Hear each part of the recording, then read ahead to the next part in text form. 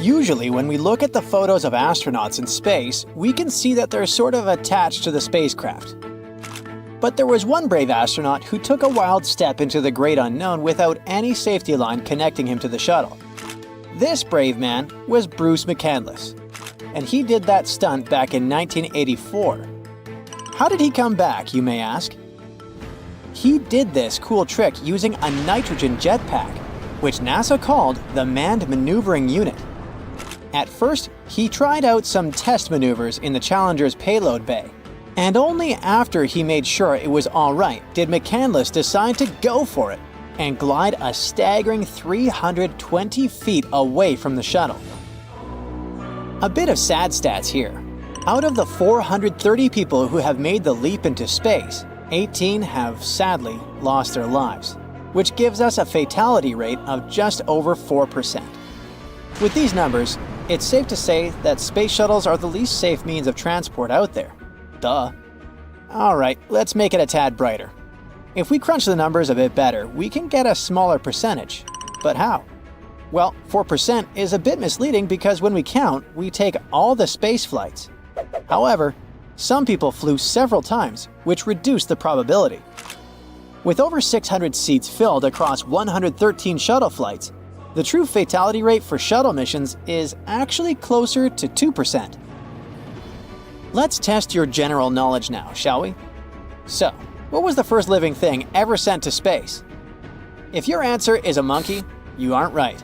Those who said dogs, sorry you guys, but it's not correct either. On the 9th of July 1946, fruit flies became the first living creatures to make it to space during a suborbital V-2 rocket flight. Then, on the 20th of February 1947, these little guys safely returned from their journey, opening the door for future human space exploration. Before, we sent to space mammals like the rhesus monkey, Albert II, in 1949, or the famous space dogs. Scientists spent a lot of time studying fruit flies to see how they reacted to radiation and the conditions of space travel. Researchers started using fruit flies for experiments back in the 1910s. Guess why? Because we humans share a lot of genes with these yucky pests. Imagine hearing some creepy music all of a sudden, when there's nothing but darkness around you and nobody is there to help you. Right, now imagine how elevated this experience was for astronauts who heard some creepy music in their space shuttle. Months before the moon landing, Apollo 10 astronauts were orbiting the moon, testing equipment, when they heard strange audio noises. Astronaut Eugene Cernan noted the eerie sounds, joking they were like weird music. At that moment, the astronauts didn't have contact with mission control. They were over the moon's dark side. Although the noises resembled something from a sci-fi film, NASA downplayed them as they were focused on the astronauts' mental health. Despite years of speculation, the source of the sounds remains unknown, with theories ranging from radio interference to charged particle activity. Cernan later remarked that they didn't take it seriously and didn't report it after the mission. Chances are, we've already received messages from new friends from other galaxies, but we just failed to understand them. In August 1977, some astronomers using the Big Ear radio telescope at Ohio University picked up a strange narrow-band radio signal from the constellation Sagittarius that lasted for 72 seconds. The signal buzzed at a frequency of 1,420 megahertz, which is significant because it matches the natural emissions from hydrogen. This frequency had been flagged by scientists almost 2 decades earlier as a likely choice for extraterrestrial civilizations trying to reach out to us. They dubbed it the WOW signal after one of the astronomers wrote "WOW" on their printout. We've never heard that signal again, and no one has been able to explain its origins satisfactorily. After spending about a month in space, astronauts start losing quite a lot of skin from the bottoms of their feet, especially those tough calluses they've built up over time. One astronaut even called mission control in a bit of a panic when he noticed a chunk of his heel drifting off in zero gravity. But no worries, as the old calluses peel away, new ones spring up from the tops of their feet.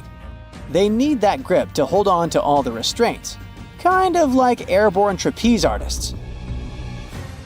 Going number 1 and seeing blood is as scary as it sounds, and yes, in the weightlessness of space, blood doesn't settle in the lower body in the same way it does on Earth. This can lead to some alarming situations on board. Natural urges are universal, regardless of location. There are 2 main reasons why astronauts are unable to use traditional toilets in space.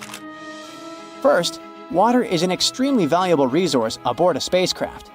Second, there's no gravitational flow of water in space. The drinkable water on a space station is contained in pouches and is used accordingly. In a weightless environment, a specialized device with suction and disposable bags is used for waste collection, with the storage being replaced every 10 days. Additionally, spacecraft are equipped with complex systems designed to recycle and filter liquid waste, converting it back into usable water for the astronauts' daily needs. As if that wasn't enough, spending an extended period floating around in space brings another challenge. The body may lose its bursa sacs, those handy little cushions that sit between our hip joints. While this may not pose an immediate issue in the zero-gravity environment, returning to solid ground can turn the simple act of sitting down, whether in a chair or on a toilet, into a real struggle. The fluid shifts that contribute to blood-related issues don't stop there. They can also wreak havoc on astronauts' sinuses, creating a constant feeling of congestion. It feels like living in a stuffy room all the time, where relief seems just out of reach. Thus, the challenges of long-term space travel add up, making the experience as daunting as it is thrilling. Another challenge astronauts run into is vision loss, also known as ocular syndrome, which sounds all sciencey.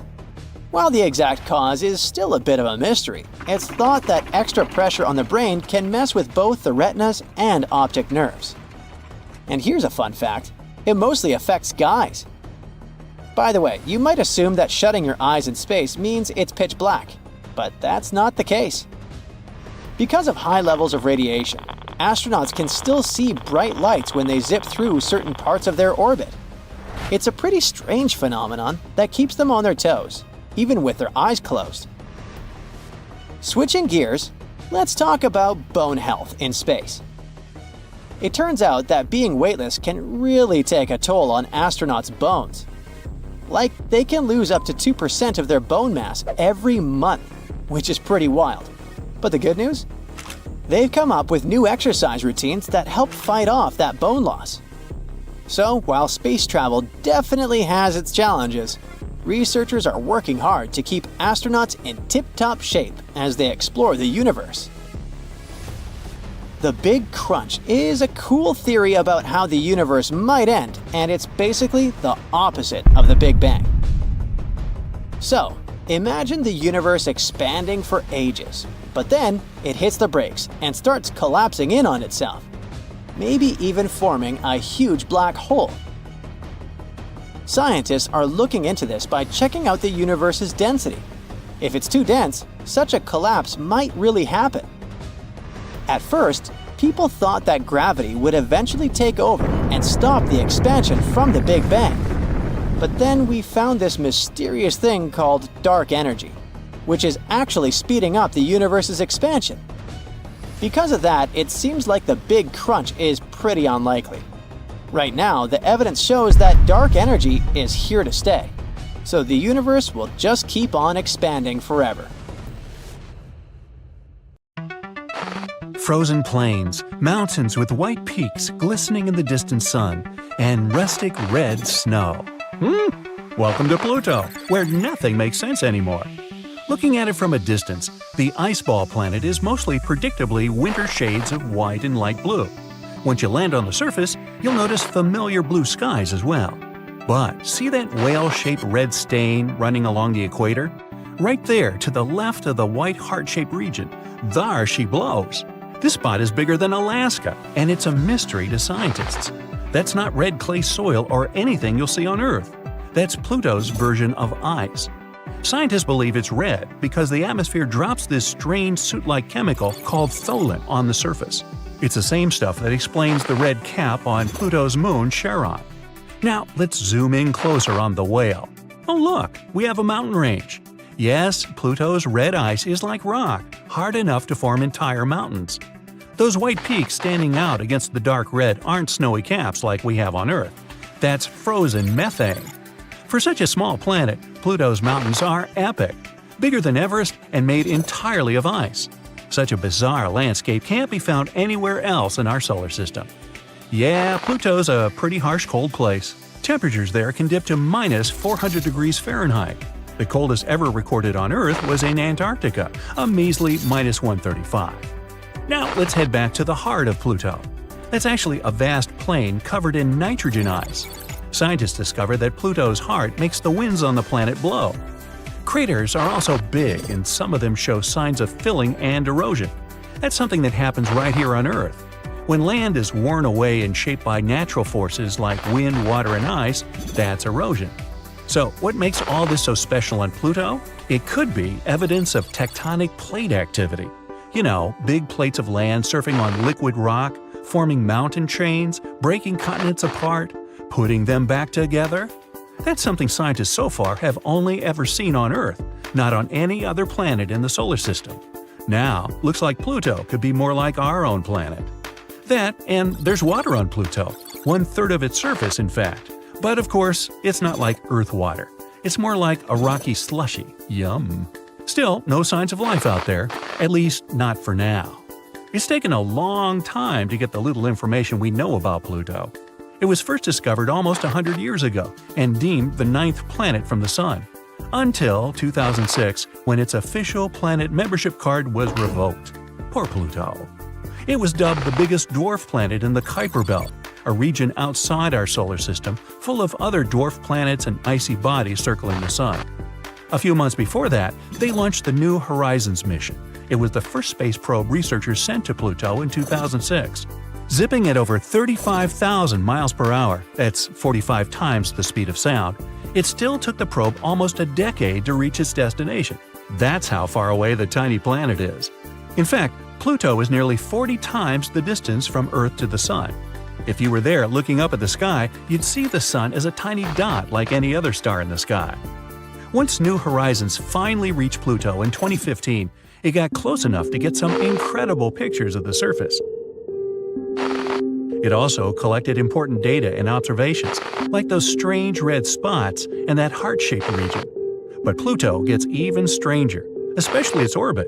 Most other planets go around the Sun in almost perfect circles with the Sun close to the center.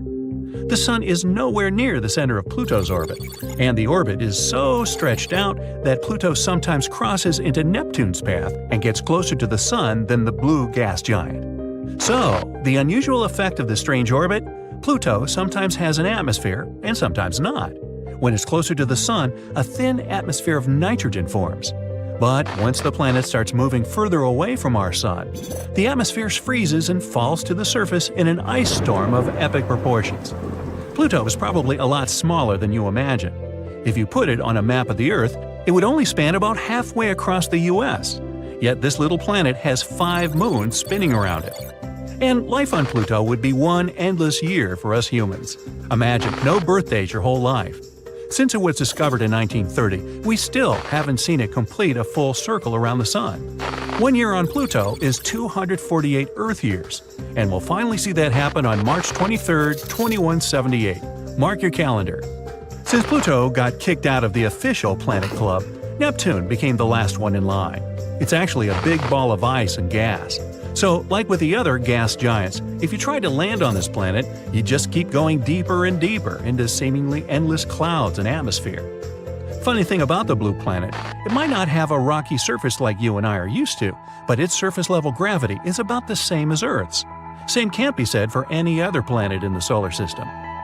As we make our way closer to the Sun, we pass the next gas giant, Uranus, that non-conformist planet that goes around the Sun basically rolling on its side. One full orbit is 84 Earth years, so you might be lucky enough to celebrate your first birthday in your whole life there. Only one party, so you better make it count. And now we approach the jewel of the solar system, Saturn, the second biggest planet after Jupiter and another gas giant where you'd sink in an endless atmosphere if you tried to land a spaceship there. Saturn is the least dense planet of them all, meaning if you put it in a giant glass of water, it'd float. Those famous rings are made up of dust, ice, and rock. Some as tiny as a grain of sand, others bigger than houses. But get this, Saturn's rings are raining down on the planet, enough to fill an Olympic-sized pool in a half an hour. At that rate, the famous blue ring system will disappear completely in 300 million years. By the way, Neptune, Uranus, and Jupiter also have rings. They're just not as visible and bright as Saturn's. Imagine combining all the planets into one. Now make it 2 times bigger. Still not as large as Jupiter. Scientists called it a failed star, since it's mostly made of helium and hydrogen, just like our Sun. But jumbo-sized Jupiter still isn't massive enough to kickstart the chemical processes that could turn it into a star. It's the fastest spinning planet, so it takes only 10 hours to complete a full rotation on its axis. Imagine trying to squeeze sleep, work, friends, hobbies, movies, shopping, your whole routine in less than half an Earth day. Magnificent tall mountains, the highest in the entire solar system. The most epic dust storms ever. Deep valleys, craters. I'm talking Mars, our potential home in the future. If you love sunsets, you'd definitely enjoy Martian ones. They're incredibly blue, while the sky throughout the day is pinkish red. Even though Mars is our closest neighbor, from the surface, the sun would look half the size it does from Earth. So, not as close as it seems. Oh, and if you always dreamed of becoming a basketball player, Mars is your place. The red planet's gravity is only 37% of Earth's, so you jump 3 times higher there. Venus is a planet of extremes. The hottest surface, the most volcanoes, the brightest planet, and the closest one to Earth. It's also the slowest spinning and barely rotates, making a day on Venus last 243 Earth days. You could literally walk faster before the planet makes a complete turn. Venus also rotates in the opposite direction that Earth does, so sunrises are in the west and the sun sets in the east. Mercury. It doesn't have any moons or rings, and we're talking about the smallest planet in the whole solar system. A year lasts only 88 days, so if you live there, you'd have a lot of birthdays. Mercury is the closest planet to the Sun, but it's actually not the hottest. That prize goes to Venus. Temperatures on Mercury don't get as high as on Venus because it doesn't have an atmosphere to trap heat from the Sun. What Mercury does have is wrinkles. Its iron core cooled and shrank, causing the surface to contract too, and leaving all those wrinkles. That, or because it's so close to the Sun with no SPF. Maybe. The James Webb Telescope, or JWST, is like the ultimate intergalactic paparazzi. It takes pictures of some of the most famous celebrities in the universe.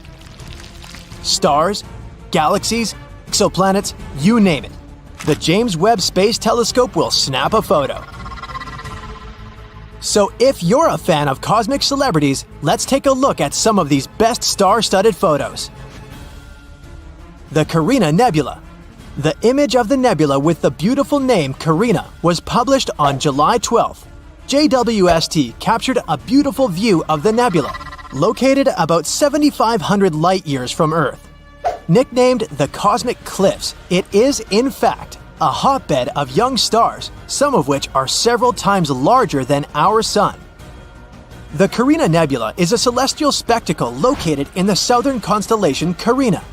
It's really huge, approximately 260 light-years across.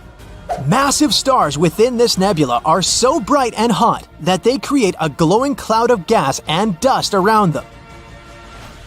The Carina Nebula also contains swirling clouds of gas and dust where new stars are being born. The gas collapses under its own weight, becomes hotter and denser, and all this eventually leads to the creation of new stars. However, the Carina Nebula isn't just some peaceful place of star formation. It's the site of some of the most destructive events in the universe, which create massive shockwaves that obliterate everything in their path. Very chaotic and cool. The Stephan's Quintet. This photo was also posted on July 12th. Stephan's Quintet is a visual group of 5 galaxies located at a huge distance from us. About 290 million light-years in the constellation of Pegasus. It's like a cosmic family reunion. All these galaxies are related to each other and interact with each other in some interesting ways. They're pulling and tugging on each other with their gravity, constantly exchanging gas and dust. This interaction is causing some of the galaxies to collide and merge, which can create all sorts of cool effects, like bursts of star formation and supernovae. Thanks to JWST, we were able to see shockwaves, tidal tails, and other amazing details about these galaxies. Their interactions create a stunning sight that we can see in this photo. Jupiter. And here's our old giant friend. This image was published by NASA on August 22nd. Jupiter is the largest planet in our solar system, and it's known for its many moons and its beautiful swirling clouds. But it also has a system of rings, just like Saturn, which are made up of tiny particles of dust that orbit the planet. These rings are much smaller and less visible than Saturn's, but they're still pretty neat. Jupiter also has auroras, which are colorful light displays that occur in the planet's atmosphere. They're caused by charged particles from the solar wind interacting with Jupiter's magnetic field. Just like on Earth, they can be seen near the poles of the planet. But these auroras are much brighter and more intense than ours. We can even see this crazy light show from space. And now, we were finally able to capture this dazzling sight. JWST's photo shows the auroras of Jupiter, its rings, and even two moons, Amalthea and Adrastea. It's amazing how bright and clear they are on this photo. The Cartwheel Galaxy. NASA released this image on August 2nd. This photo shows us the Cartwheel Galaxy and its companions. The Cartwheel Galaxy gets its name from its shape. It kind of looks like a cartwheel, doesn't it? This is a giant, swirling mass of stars, gas, and dust, which is located in the depths of space. It's shaped like a pinwheel with long spiral arms. These arms are held together by the gravity of the central region, which is home to a supermassive black hole. But the Cartwheel Galaxy is a bit different from its spiral relatives. It has formed when a smaller galaxy collided with a larger one, creating a shockwave that rippled through the gas and dust. We'll definitely have to visit this galaxy someday. It's sure to be a wild ride. Spiral Galaxy M74. And here comes another spiral galaxy. NASA released this image on July 22nd. JWST had to peer through thick layers of dust and gas to see this beautiful star cluster. M74 belongs to a special class of spiral galaxies known as the Grand Design Galaxy. This means that its spiral arms are noticeable and clearly outlined. All sorts of amazing things are happening inside of spiral galaxies. Supernovas, stars being born in clouds of gas and dust, and many other cosmic wonders. The glowing gas and dust, the bright stars, and the swirling patterns of the spiral arms make them some of the most striking objects in the universe. Well, we can clearly see it on the example of M74. The Tarantula Nebula. This image of the nebula with a creepy name Tarantula was published on September 6th. The photo covers as much as 340 light-years across. This is a huge distance. Thanks to this image, astronomers have discovered new young stars that were previously shrouded in dust. The Tarantula Nebula is located 160,000 light-years away from us, in the Large Magellanic Cloud. It's the largest and brightest star-forming region in the local group, the galaxies nearest our Milky Way. It's named after its shape, which looks like a bit like the legs of a big tarantula. It's a vast region of space, about 1,000 light-years across, and it's home to some of the most massive and luminous stars in the universe. One of the reasons why the Tarantula Nebula is interesting to scientists is its composition.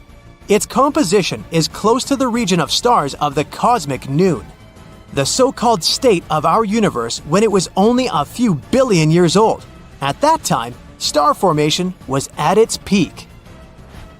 Thanks to the Webb telescope, we can study this galaxy better and find out what our universe was like at its peak. Neptune's rings. This photo was published on September 21st, 2022. In this photo, we can even see 6 small moons next to the planet, with Triton shining brightly in the upper left corner. You didn't think it was the sun, did you? And yep, Neptune has rings too. They're like the ultimate cosmic accessory. They add a touch of glamour and style to the planet. But unlike some earthly bling, these rings are made of small particles of dust, rather than diamonds and gold. There are 5 known rings around Neptune: the Gall, Leverrier, Lassell, Arago, and Adam's rings. Scientists think that these are relatively young, much younger than our solar system, and much younger than, for example, Uranus's rings. They were probably created when one of Neptune's inner moons got too close to the planet and was torn apart by gravity. We haven't seen Neptune's rings so brightly since Voyager 2 flew past it back in 1989. So this is a great opportunity to take a closer look at these rings. The Pillars of Creation. This photo was published on October 19th. The Pillars of Creation became famous thanks to the Hubble telescope, but this photo is very lush and much more detailed. These columns, located in the Eagle Nebula, are about 5 light-years tall, which is really, really long. And they look like some majestic rock formations, only much more transparent. Just like a typical Hollywood movie set, they're full of action and special effects. They're home to some of the most dramatic processes in the universe. The gas and dust are collapsing under their own gravity, forming clumps that will eventually become stars. The place is full of intense radiation, jets of high-energy particles, and supernovae. It's like a cosmic version of Survivor. And if this wasn't creepy enough, here's another photo published by NASA on October 19th. They shared it right before Halloween. Here, the pillars resemble an eerie hand reaching for something. Brrr. Anyway, all these photos give us a truly awe-inspiring sight. They remind us of the incredible complexity of the universe and the amazing things that are happening even in the darkest and most remote corners of the cosmos. Let's hope that the James Webb Telescope will continue to amaze us in the future. Have we found another civilization? Is that a door to someone's home on another planet? Can we peek through the windows? After all, it was NASA's Curiosity rover that sent this image to Earth, and right now, this rover is exploring the surface of Mars. Unfortunately, astronomers were fast to disappoint us. They claimed that it was just a natural part of the Martian landscape. There are several clues that made them think it wasn't a real door. For example, it's tiny, a mere 3 feet high. But it might simply mean the Martians aren't that tall, you may object. But scientists keep insisting that what looks like a door is actually an opening in a rock created by natural forces, like winds and erosion. The thing is, if you look at the rock attentively, you may notice strata, the layers of silt that stand out because they're harder than the surrounding material. These strata dip here on the left and a bit higher on the right. They likely appeared around 4 billion years ago in a river or a wind-blown dune. Since the strata became visible, powerful Martian winds have eroded them even more, and now you can see that they disappear inside the door. And look at this. See those cracks? Yeah, those. That's how rocks weather on the red planet. This small cave probably formed when several fractures crossed the strata. A pretty large boulder might have fallen out under its own weight, and this created the door-shaped opening. Now, this theory is quite plausible, because even though the gravity on Mars isn't as strong as on Earth, it's still strong enough to do it. Besides, see that rock to the right of the opening? It has a suspiciously smooth vertical edge. It must be the culprit. It probably fell out not so long ago, and Martian winds haven't got rid of it yet. And winds on Mars can be exceptionally powerful. This planet is infamous for its intense dust storms. Sometimes they kick up so much dust that you can see it through a telescope on Earth. Such storms occur every year and cover continent-sized areas. They also last for weeks at a time. But besides these annual storms, there are even larger storms that happen much more rarely, but they're more powerful and way more intense. Those are called global dust storms because they encircle the entire planet. But even if you got caught in the most severe storm on Mars, it wouldn't be as terrible as you might think. The wind speed on the worst Martian storms reaches 60 miles an hour tops. Hurricane-force winds on our planet can be twice that speed. You should also keep in mind that the atmosphere on the red planet is 1% as dense as the atmosphere on Earth. That's why, if you decided to fly a kite on Mars, you'd need the wind to be much faster than on Earth. Otherwise, you wouldn't even be able to get the kite in the air. In other words, even though it's quite windy on Mars, it doesn't feel as intense as on our home planet. Oh, by the way, you might have noticed I keep calling Mars the red planet. Why? Look, our neighbor is covered in dust, soil, and rock that is rich in iron oxide. That's what gives the surface of the planet its trademark red hue. And look, there's the trademark. Nah, just kidding. Mars is the fourth planet from the Sun. Not so far away from the star, you might say, and still, it's a cold and deserted world. The average temperature on its surface is minus 81 degrees Fahrenheit. But if you ever visit one of its poles during the wintertime, bring a lot of warm clothing, because the temperatures are likely to drop to minus 220 degrees there. In the summer, though, you might feel very comfortable in some regions. There, the temperatures can rise to 70 degrees, not very different from what we're used to. Mars is one of the most explored space bodies in the solar system. At the moment, NASA has 2 rovers roaming the red landscapes, Curiosity and Perseverance. There's also one lander called InSight and helicopter Ingenuity, nicknamed Ginny. Perseverance is the most advanced and largest rover ever sent to another world. The journey to the red planet took 203 days, and Ginny traveled to Mars attached to the belly of Perseverance. Sounds cozy. And now, I'm going to tell you something really curious. Let's say you're a Babylonian who lived around 5,000 years ago. Babylonia was an empire in ancient Mesopotamia. Just think back to 6th grade. Anyway, your neighbor comes up to you and says, "What day is it today?" And what do you answer? "It's Mars Day." Wait, what? When the ancient Babylonians created the week, they decided to divide it into 7 parts. Each day got named after some space body, like the Moon, the Sun, Venus, and so on. Mars Day was on Tuesday. The Babylonians believed that each of these space objects influenced their lives on the day named after it. And since Mars was red in color, they associated it with aggression. That's why on Tuesdays, they had special ceremonies to avoid the influence of the unfriendly planet. Indeed, Mars might seem unfriendly to a tired traveler. Its atmosphere is very thin. Its volume is a near 1% of the atmosphere on Earth. In other words, there's 99% less air to breathe on the red planet. Mars's atmosphere is mostly made up of carbon dioxide. At such high concentrations, it's toxic for us humans. And if you were looking for some oxygen to breathe on Mars, you'd come away empty-handed. There's only 0.1% of oxygen in the air on the red planet. That's definitely not enough for you to survive there. At the moment, Mars has 2 moons, Deimos and Phobos. Astronomers think they may be asteroids once caught in the gravitational field of the planet.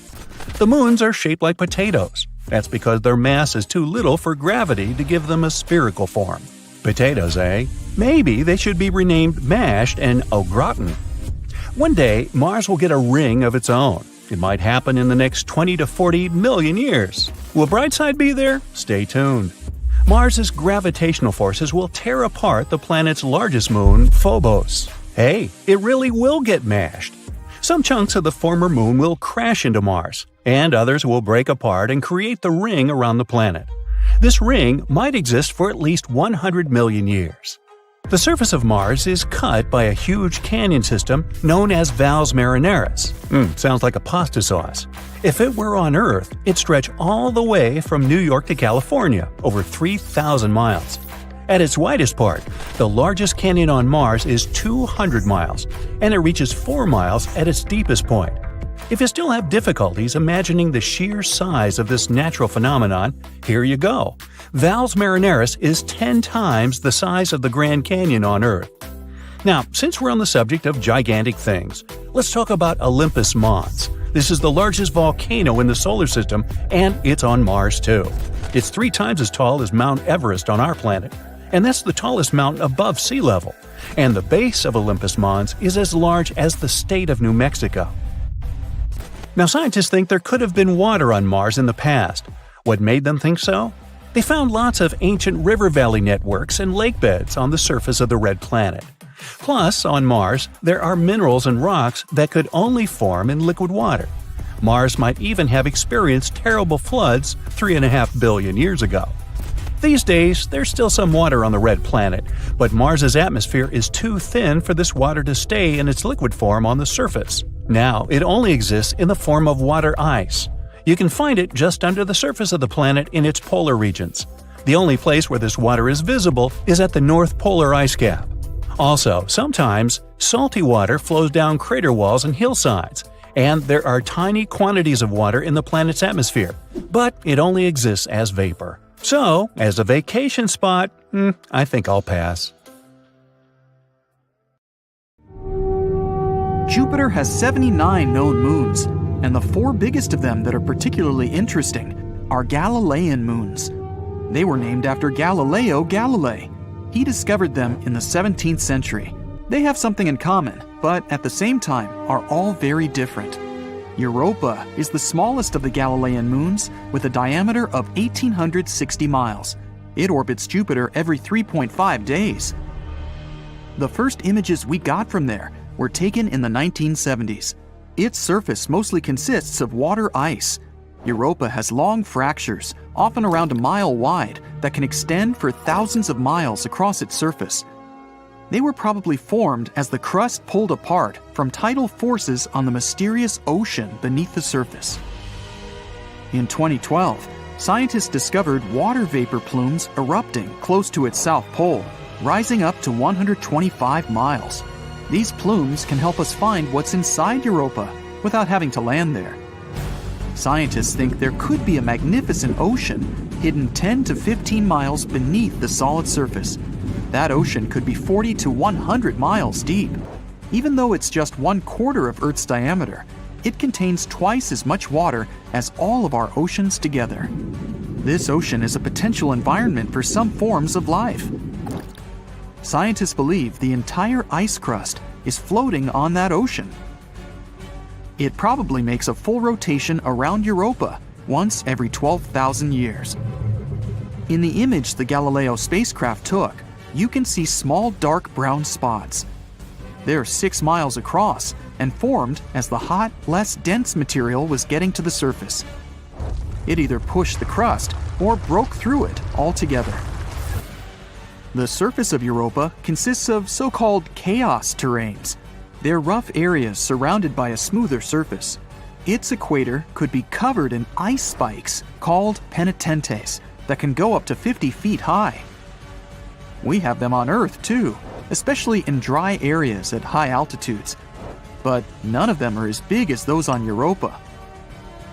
Our moon has over 5,000 big craters with a diameter of more than 15 miles.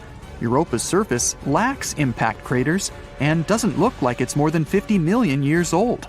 This means the surface of Europa is changing and reforming all the time.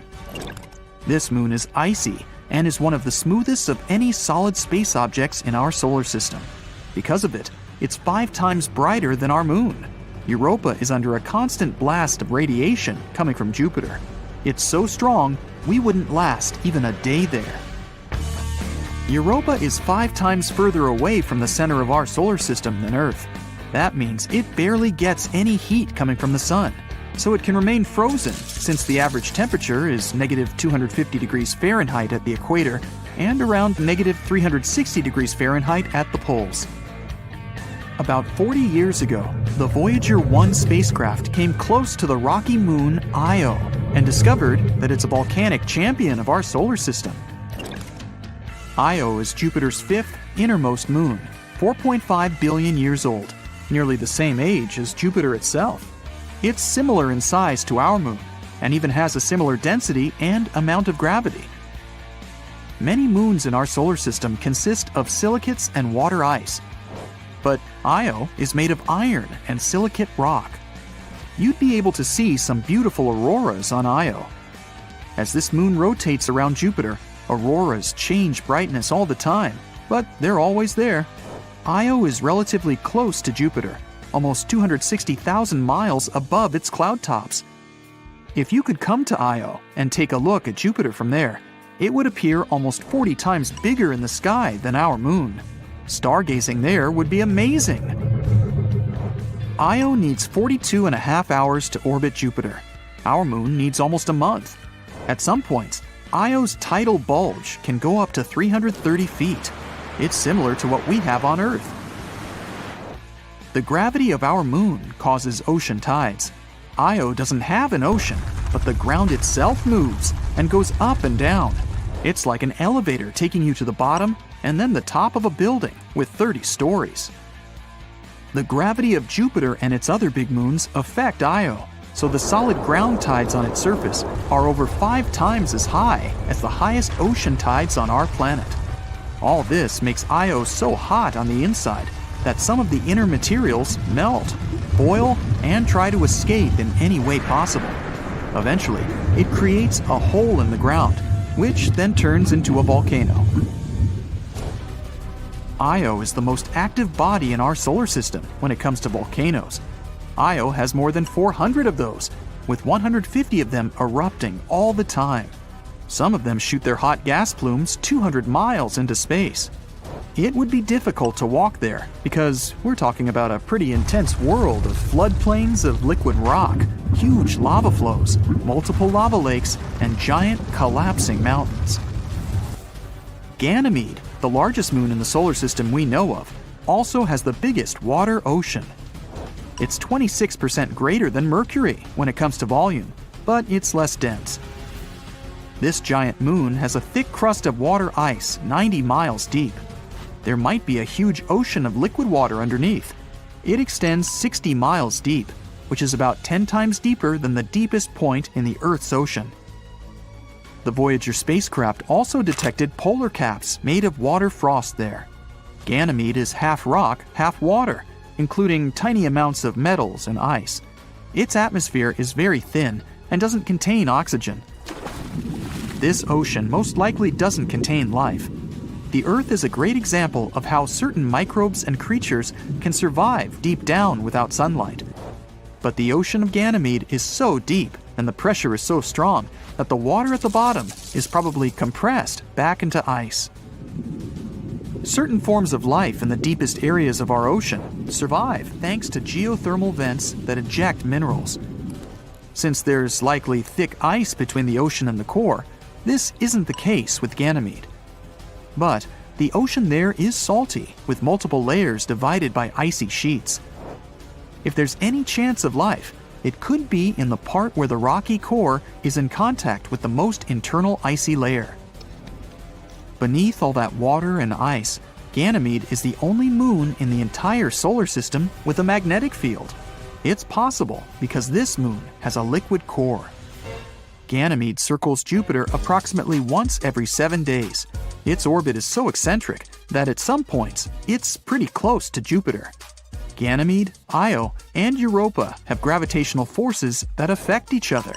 In the time Ganymede orbits Jupiter once, Europa makes 2 orbits, and Io makes a full circle 4 times. 1/3 of Ganymede's surface contains big dark regions, while the other 2/3 are lighter. Dark areas are older and contain more craters. Lighter areas have long ridges and grooves, about 2,300 feet high and thousands of miles long. Callisto, the 3rd biggest moon in the solar system, 3,000 miles in diameter, needs 17 Earth days to orbit Jupiter. Its atmosphere is very thin. There are many impact craters, but its ancient crust has basically been the same for more than 4 billion years. When a planet is geologically active, like the Earth, some things can erase most of the evidence from past impacts: water, volcanoes, tectonic plate movements, human activity, and weather. All this changes the surface. Callisto has experienced none of those. Scientists think this moon used to be an ocean world that eventually froze over. It was hit by meteors from time to time, but mainly remained untouched. And yet, it still has some pretty impressive craters, like Valhalla, the biggest multi-ring crater in our solar system. That's 2,500 miles in diameter. Major craters on Callisto contain more rings than those on other celestial bodies. Whatever hit the moon was big enough to have punctured the thin crust, causing water to spread on the surface. And under this thin crust, there could be either salty ocean or soft ice. The Galileo space probe detected that Jupiter's magnetic field couldn't penetrate through this moon, likely because of a layer at least 6 miles thick. That's why it's hard to explore Callisto. Moons like Europa have vents that eject water from the subsurface oceans. But to explore Callisto and discover more about its past, we'd have to use the old-school way, digging through the crust. If we wanted to explore the outer parts of our solar system, Callisto would be a great spot because Jupiter's radiation doesn't reach it. So we'd be safer there than on some other inner moons. Look at this star. It lies at the heart of its system and makes up 99.8% of its mass. It's a relatively young star and part of a generation of stars known as Population 1. Yep, there's an older star generation called Population 2, and an even older, and not even proven, Population 3. Anyway, this star was born around 4.6 billion years ago. It most likely formed from a giant, rotating cloud of dust and gas. Such clouds of space matter are called nebulas. One day, the nebula started spinning faster and faster because of the force of its own gravity, and then it flattened into a disk, and most of the material got pulled towards the center, forming a star. But it's all in the past. Right now, you see a ginormous comet flying towards the star. Are they going to collide? Well, it's time to reveal all secrets. The star I'm talking about is our Sun, and the comet approaching it at a breakneck speed is 96P Machholz 1. The comet is around 3.7 miles wide. Astronomers think it might have arrived from outside the solar system. The NASA ESA Solar and Heliospheric Observatory spacecraft is monitoring the comet as it's dashing towards our star. Right now, it's moving inside Mercury's orbit, leaving an icy trail as it's nearing the Sun. Now, look at this. That's the comet's trail. It's mostly made up of gas. It's trickling behind the frozen chunks of ice that are getting heated by the radiation coming from the Sun. In some cases, a comet can have two tails, one made of dust and the other consisting of gas. And each of them can reach hundreds and, in some extreme situations, even millions of miles in length. In 2008, scientists analyzed the material left by 150 comets. They found out that the comet we're talking about was quite low in carbon and didn't contain a large enough amount of some other typical materials. This could only mean one thing. The comet was an interloper coming from another star system. It may have been ejected from its original solar system by the gravity of a large planet. After that, the poor homeless celestial body probably spent a large amount of time wandering space, until it came across Jupiter. The gas giant could have bent the comet's trajectory, trapping it in orbit around the Sun. There's one more theory. According to it, the comet formed in a poorly studied region of the solar system, and it has this weird composition due to its repeated journeys around the Sun. Now, scientists are watching the comet with bated breath. They're sure that once it collides with the Sun, they'll be able to learn new information about this space wanderer. And since the comet is an atypical one, both in its behavior and composition, they don't know what they will see, which makes the whole process even more exciting. David Machholz, yes, that's the one who the comet was named after, first noticed this space body in 1986 with the help of a homemade cardboard telescope. The most surprising thing about this discovery is that most comets falling towards the Sun are quite small, not more than 32 feet across. That's why they burn up as soon as they come close to the Sun. But the sheer size of Machholz 1, which is more than 2/3 the height of Mount Everest, seems to protect the comet from evaporating completely. The SOHO has already recorded the comet making 5 close passes around the Sun. The most recent one happened on January 31st, 2023. The giant comet was 3 times closer to the Sun than Mercury. But what would happen if a space body like this one crashed into our star? There is a special name for comets that come too close to the Sun: sun grazers. They can pass a few thousand miles away from the star's surface. At the same time, we know that the Sun doesn't have a surface. It's a giant ball of immensely hot gases, mostly hydrogen. Comets that get too close to the star can pass through its Roche limit. After this border, space travelers usually get ripped apart by incredibly strong gravitational forces, or at least that's what happens to small or structurally weak comets. But our comet is neither weak nor small. It can potentially survive the Sun's gravity and cross the Roche limit again, leaving the dangerous zone. But such comets have other problems, because solar radiation and heat are powerful enough to crack rocks. So imagine 96P Machholz 1 speeding towards the Sun. It's moving faster and faster, crossing the Roche limit, and it looks as if it's not gonna stop. Soon, it's dashing at a speed of 370 miles per second. And then, boom! The comet gets flattened by the Sun's atmosphere. This generates a truly spectacular explosion. It throws out countless tidal waves of X-rays and ultraviolet radiation. This explosion unleashes as much energy as a coronal mass ejection or a powerful magnetic flare. The momentum makes the Sun ring like a bell. Then, a series of sunquakes echo through the solar atmosphere, and that's what might happen if a massive comet crashes into our star. Scientists admit that their theories are just speculations. For one thing, a sun-hitting comet hasn't been seen yet. Plus, no one is sure what physics will determine its fate.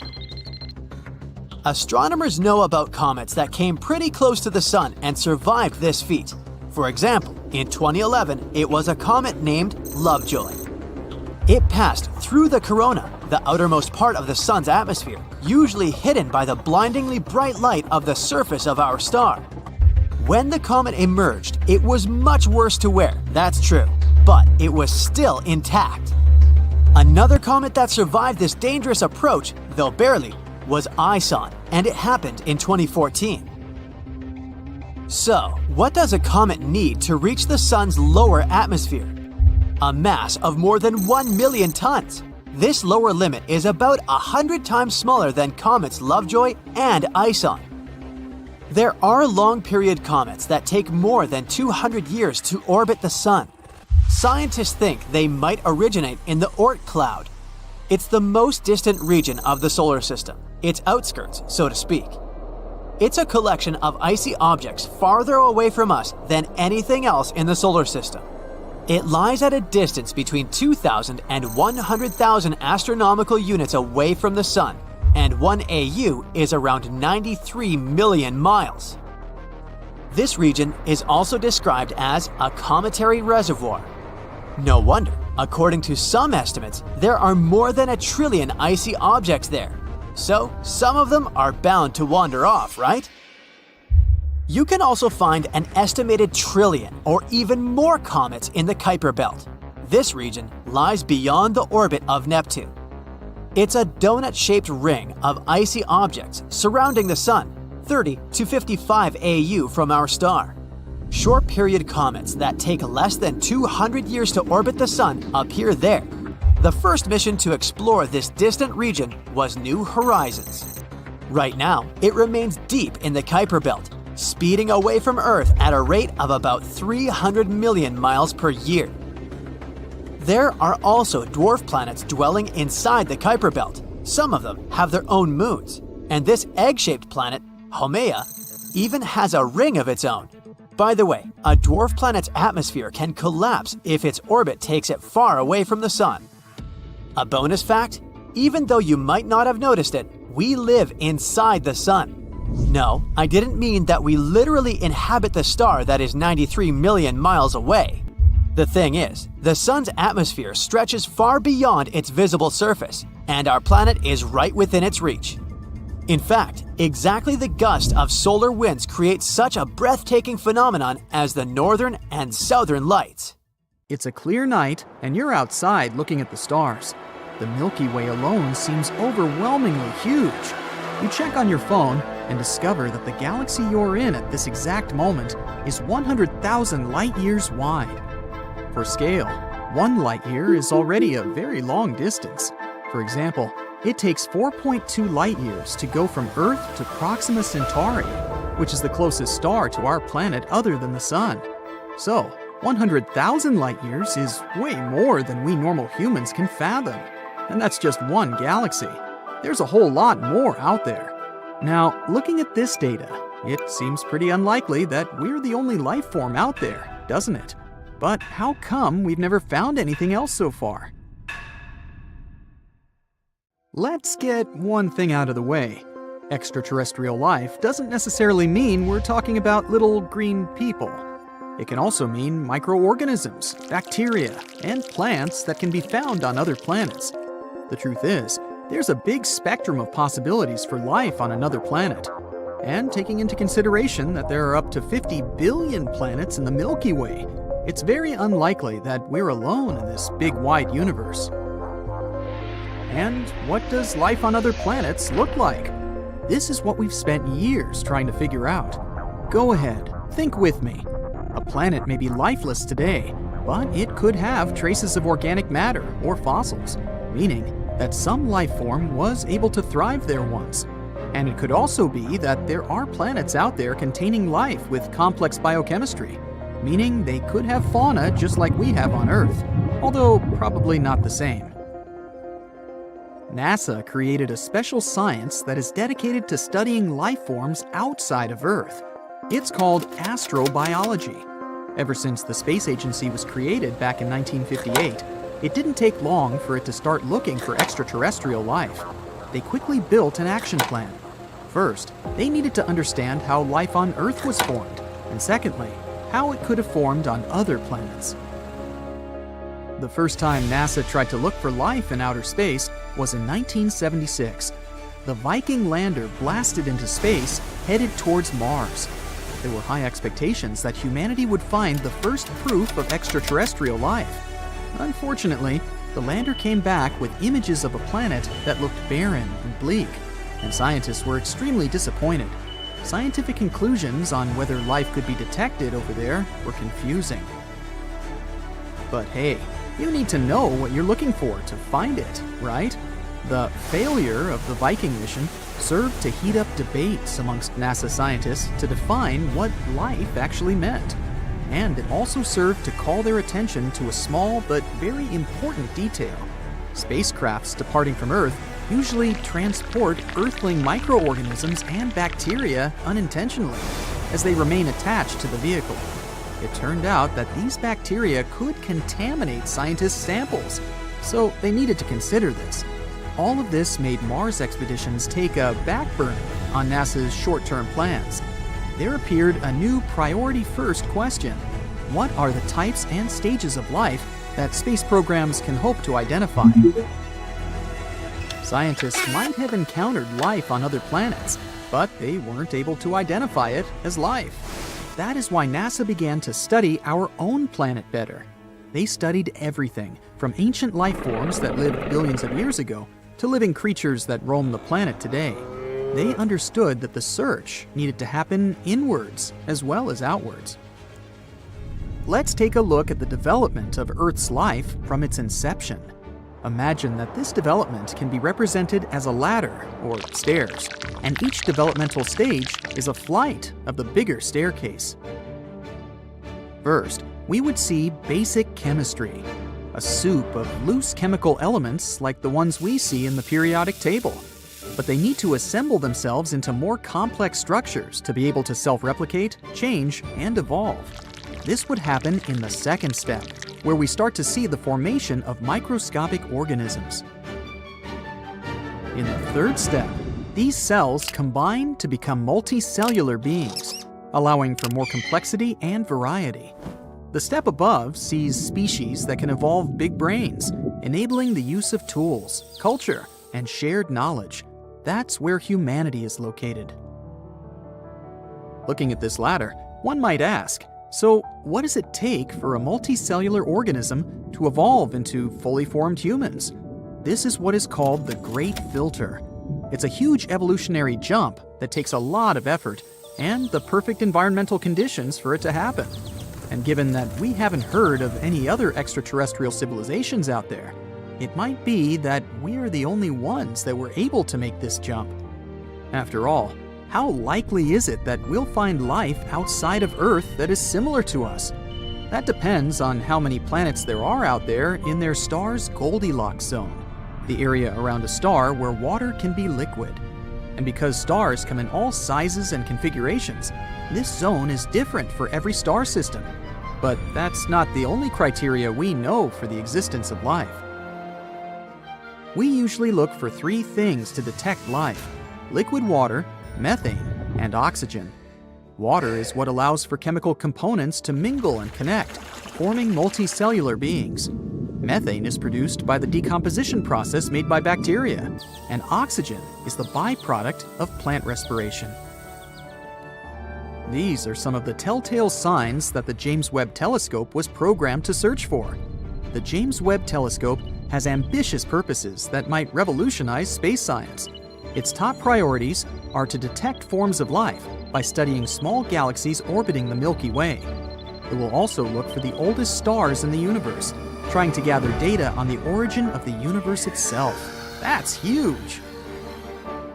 NASA is betting on two variables with this new telescope: a thorough scan on the so-called exoplanets, aka planets from outside our solar system, and the search for extremophiles, a type of life that loves extreme environments. Extremophiles were first discovered on planet Earth back in the 1960s at the bottom of the sea near the Galapagos Islands. Scientists found microorganisms living next to hydrothermal vents that dot the sea floor over that part of the world. Thriving in places like these with extreme temperatures over 700 degrees Fahrenheit takes a lot of resistance. I mean, can you imagine the heat?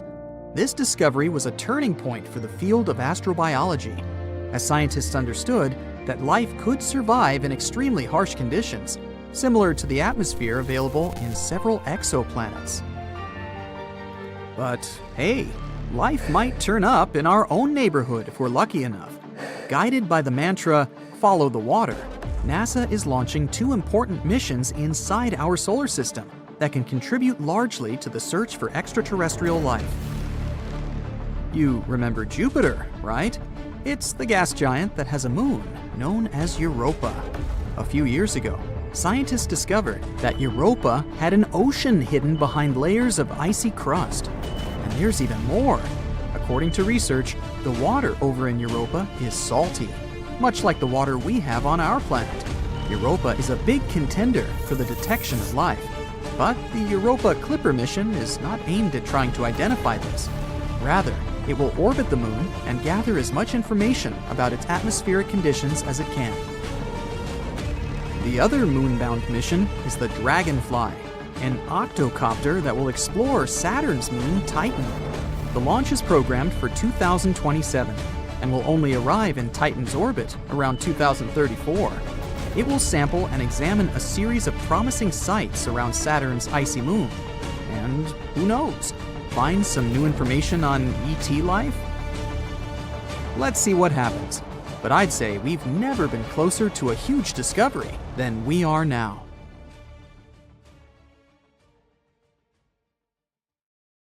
Hundreds of millions of rocks orbit the Sun within the asteroid belt between Mars and Jupiter, but only some of them come relatively close to Earth. NASA classifies asteroids orbiting within 30 million miles of our planet as near-Earth objects, and inside this group, there are particularly worrisome objects. Those are so large and orbit so closely to our home planet that they could turn into a real threat to the world should a direct collision occur. At the moment, NASA is keeping a close eye on an asteroid named Bennu. It's a fairly large space object that might smash into our planet in 159 years.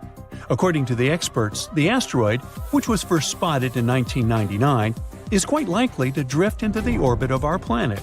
If it happens, it might collide with Earth by the 24th of September, 2182. Asteroid Bennu is thought to be taller than the Empire State Building. If that hits our planet, the collision will release 1,200 megatons of energy. That's an enormous amount of energy that nothing built on Earth could produce. Scientists from NASA believe that during the flyby in the 22nd century, there's a tiny chance that the asteroid will pass through a gravitational keyhole. That's a region of space that might set the space traveler on a certain path, which could result in the asteroid crashing into Earth.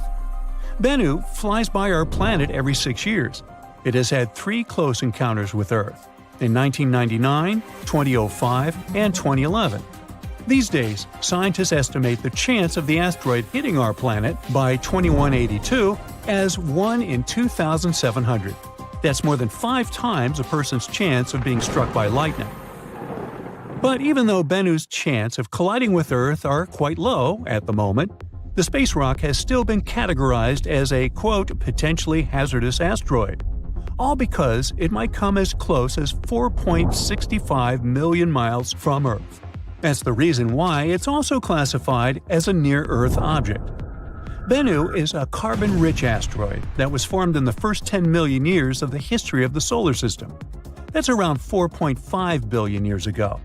No wonder this space body holds precious clues to the origin and development of the rocky planets of our solar system, which are, as you recall, Mercury, Venus, Earth, and Mars. Even better, it may contain organic molecules, similar to those that are crucial for life to evolve. In 2020, NASA's OSIRIS-REx managed to briefly touch the surface of the asteroid. It collected some samples and propelled off the space rock afterward. For NASA, it was the first mission of this kind. But it won't probably come as a surprise that Bennu isn't the only asteroid we should worry about. Asteroid 99942, Apophis, is another space body we'd better watch out for. It's a near-Earth object about 1,100 feet across. It was discovered in 2004, and at first, it was identified as one of the most dangerous asteroids ever detected. Apophis gained notoriety very fast. It was believed to pose a serious threat to Earth. Experts predicted that it would come uncomfortably close to our planet in 2029. Luckily, after a more careful examination of Apophis and its orbit, astronomers concluded that there was no risk of the asteroid colliding with our planet for at least a century. The risk of an impact in 2029 was ruled out completely, as well as the potential impact that could be caused by the asteroid's close approach in 2036. Interestingly, until March 2021, there was a small chance of a collision in 2068. But then, Apophis made a flyby of Earth, and astronomers took this chance to use powerful radars to estimate the asteroid's orbit around the Sun more precisely. This allowed them to rule out any impact risk for at least the next 100 years. Now, the reason why such discoveries make us so worried is that even a relatively small asteroid, the size of a house, can wreak havoc upon colliding with our planet. And if an asteroid is larger than 0.6 miles across, astronomers call it a planet destroyer. The impact energy released by such an asteroid after striking Earth could be devastating.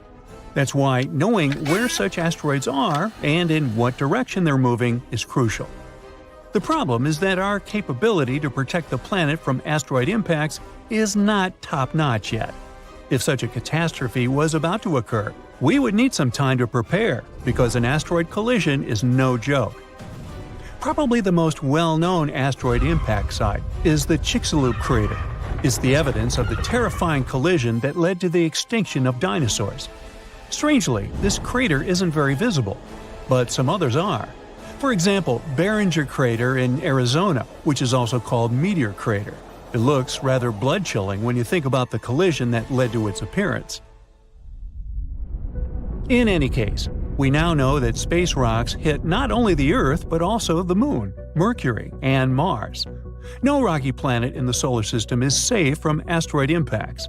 That's why we have an entire scientific enterprise whose goal is to find and catalog the asteroid population of the solar system. Now, it might sound a bit scary, but there are around 25,000 asteroids larger than 460 feet in diameter near the orbit of our planet. Such a space rock is large enough to wipe an entire city off the face of the Earth. So far, less than 50% of such asteroids have been detected and tracked. There are also an estimated 230,000 objects equal to or larger than 160 feet in size. Those are capable of destroying a concentrated urban area, and still fewer than 8% of those have been detected. There are also tens of millions of smaller near-Earth objects. They are larger than 33 feet across and might cause some surface damage. Less than 1% of such small space bodies have been discovered so far. Now, the thing is, the inner solar system is extremely challenging for asteroid search. Each night, there are only 2 10-minute windows when astronomers can observe the region, all because the sun's glare creates a very bright background glow. Plus, the atmosphere of our planet also distorts and blurs observations. Spotting asteroids in such conditions is beyond the capabilities of most telescopes. A unique instrument is needed to fulfill this task, and the tool of choice is the Dark Energy Camera at Cerro Tololo Inter-American Observatory in Chile. This device wasn't designed to hunt asteroids. Researchers built it to search for another elusive target, dark energy, the mysterious force driving the expansion of the universe. The DEC is supposed to observe hundreds of millions of galaxies. That's why it's both wide and deep. This way, it can both peer deep into the universe and capture a wide field of view, which helps it record the motions of galaxies and the conditions in the early age of the universe. But it also means that the DEC is perfectly suited to spotting asteroids near the Sun. Inner asteroids are rare, and deep images are necessary because such asteroids are faint.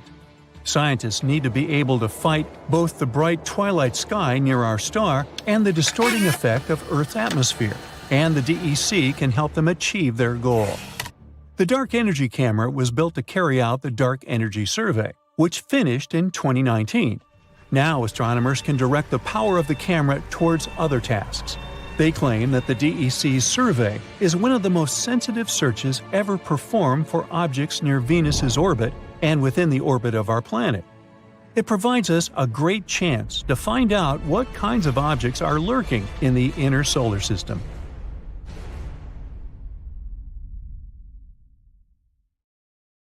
When you look at photos taken from spaceships or the International Space Station that show sunlit objects like Earth or the Moon, something seems wrong.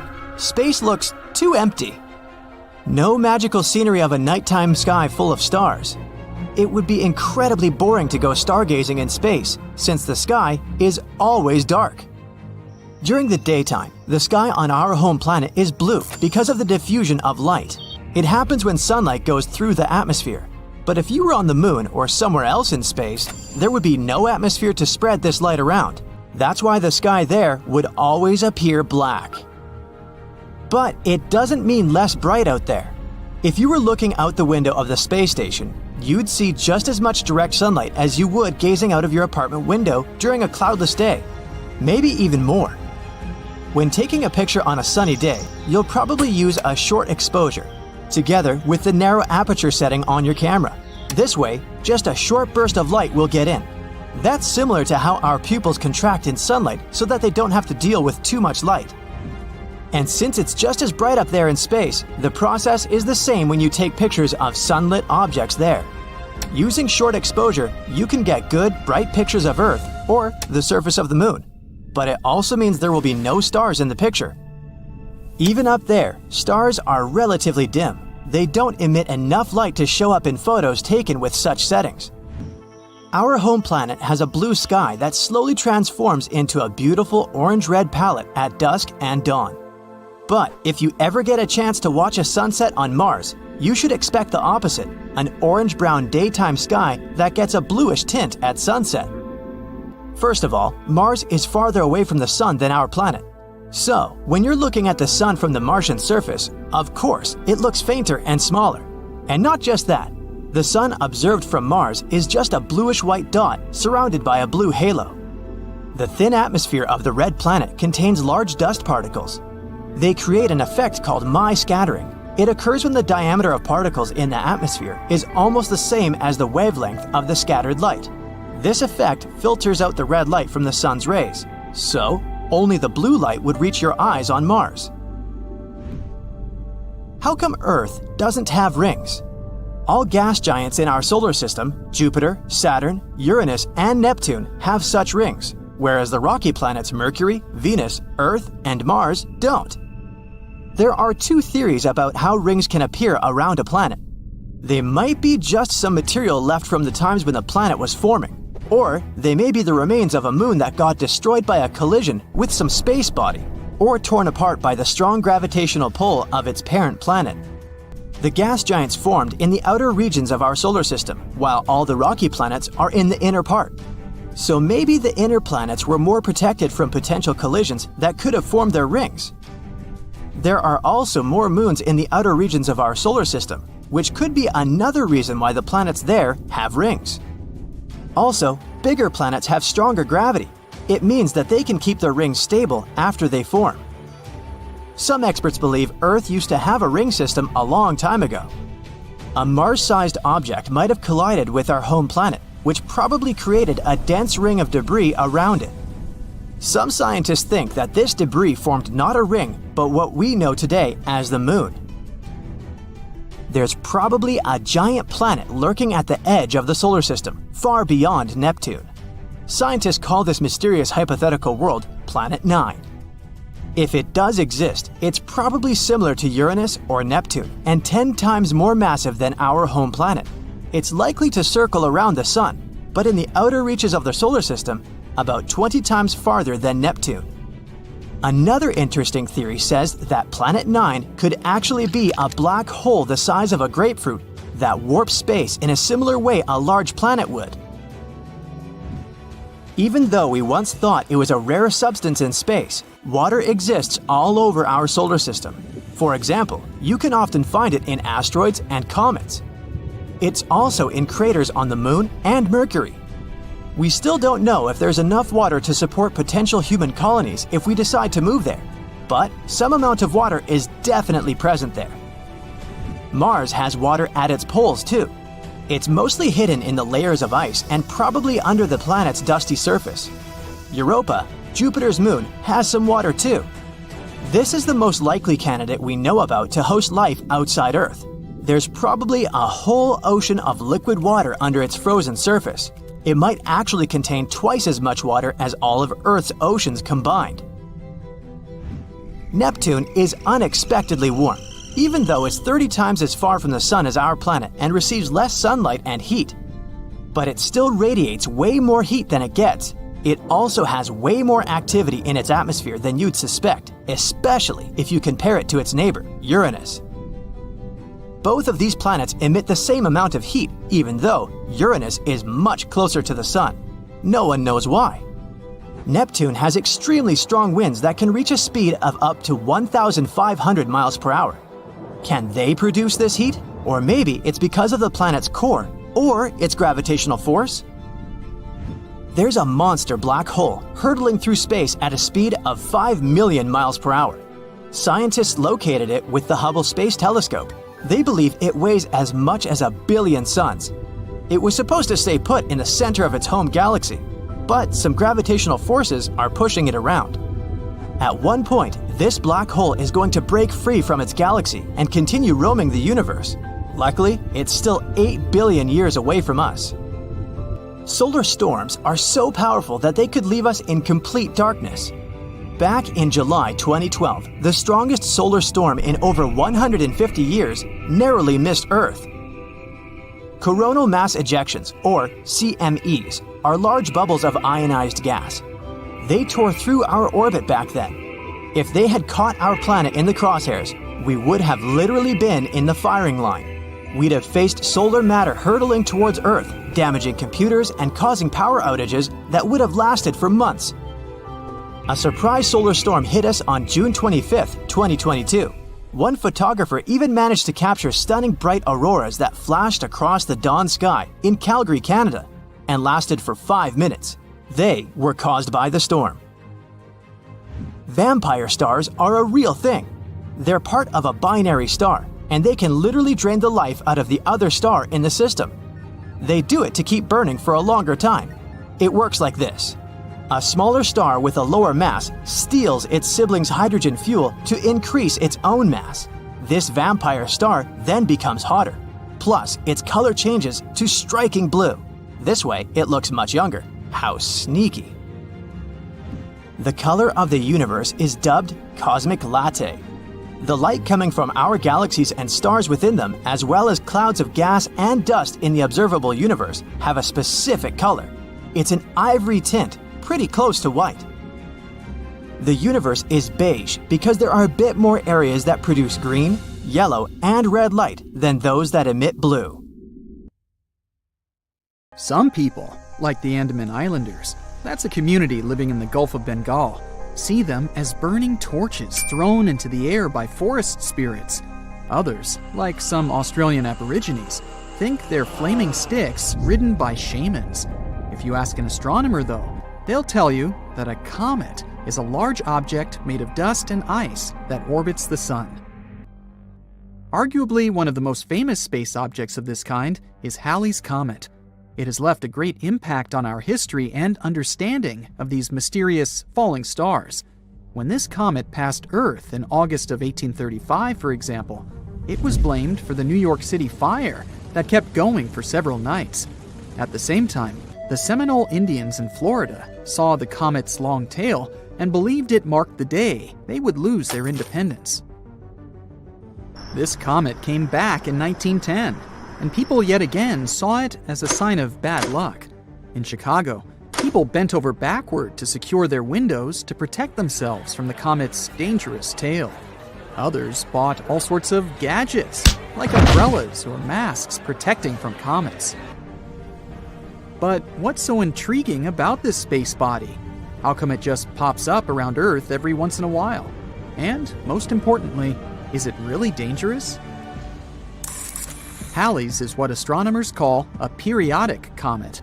It visits us every 75 years or so. On rare occasions, some lucky people get to see it twice in their lifetime. It last passed Earth in 1986, and it is expected to come back in 2061. Despite this scheduled return, the comet's orbit can't be predicted with precision. That's partly because of the chemical processes happening inside the comet. Halley's orbit may also change due to random interactions with other planets and space objects in our solar system. Its official title is 1P/Halley, and it's named after English astronomer Edmund Halley. He was the one who studied the reports of a comet nearing Earth in 1531, 1607, and 1682. Based on his calculations, he concluded that these three occurrences had been, in fact, the same comet, returning over and over again. He also predicted its return in 1758.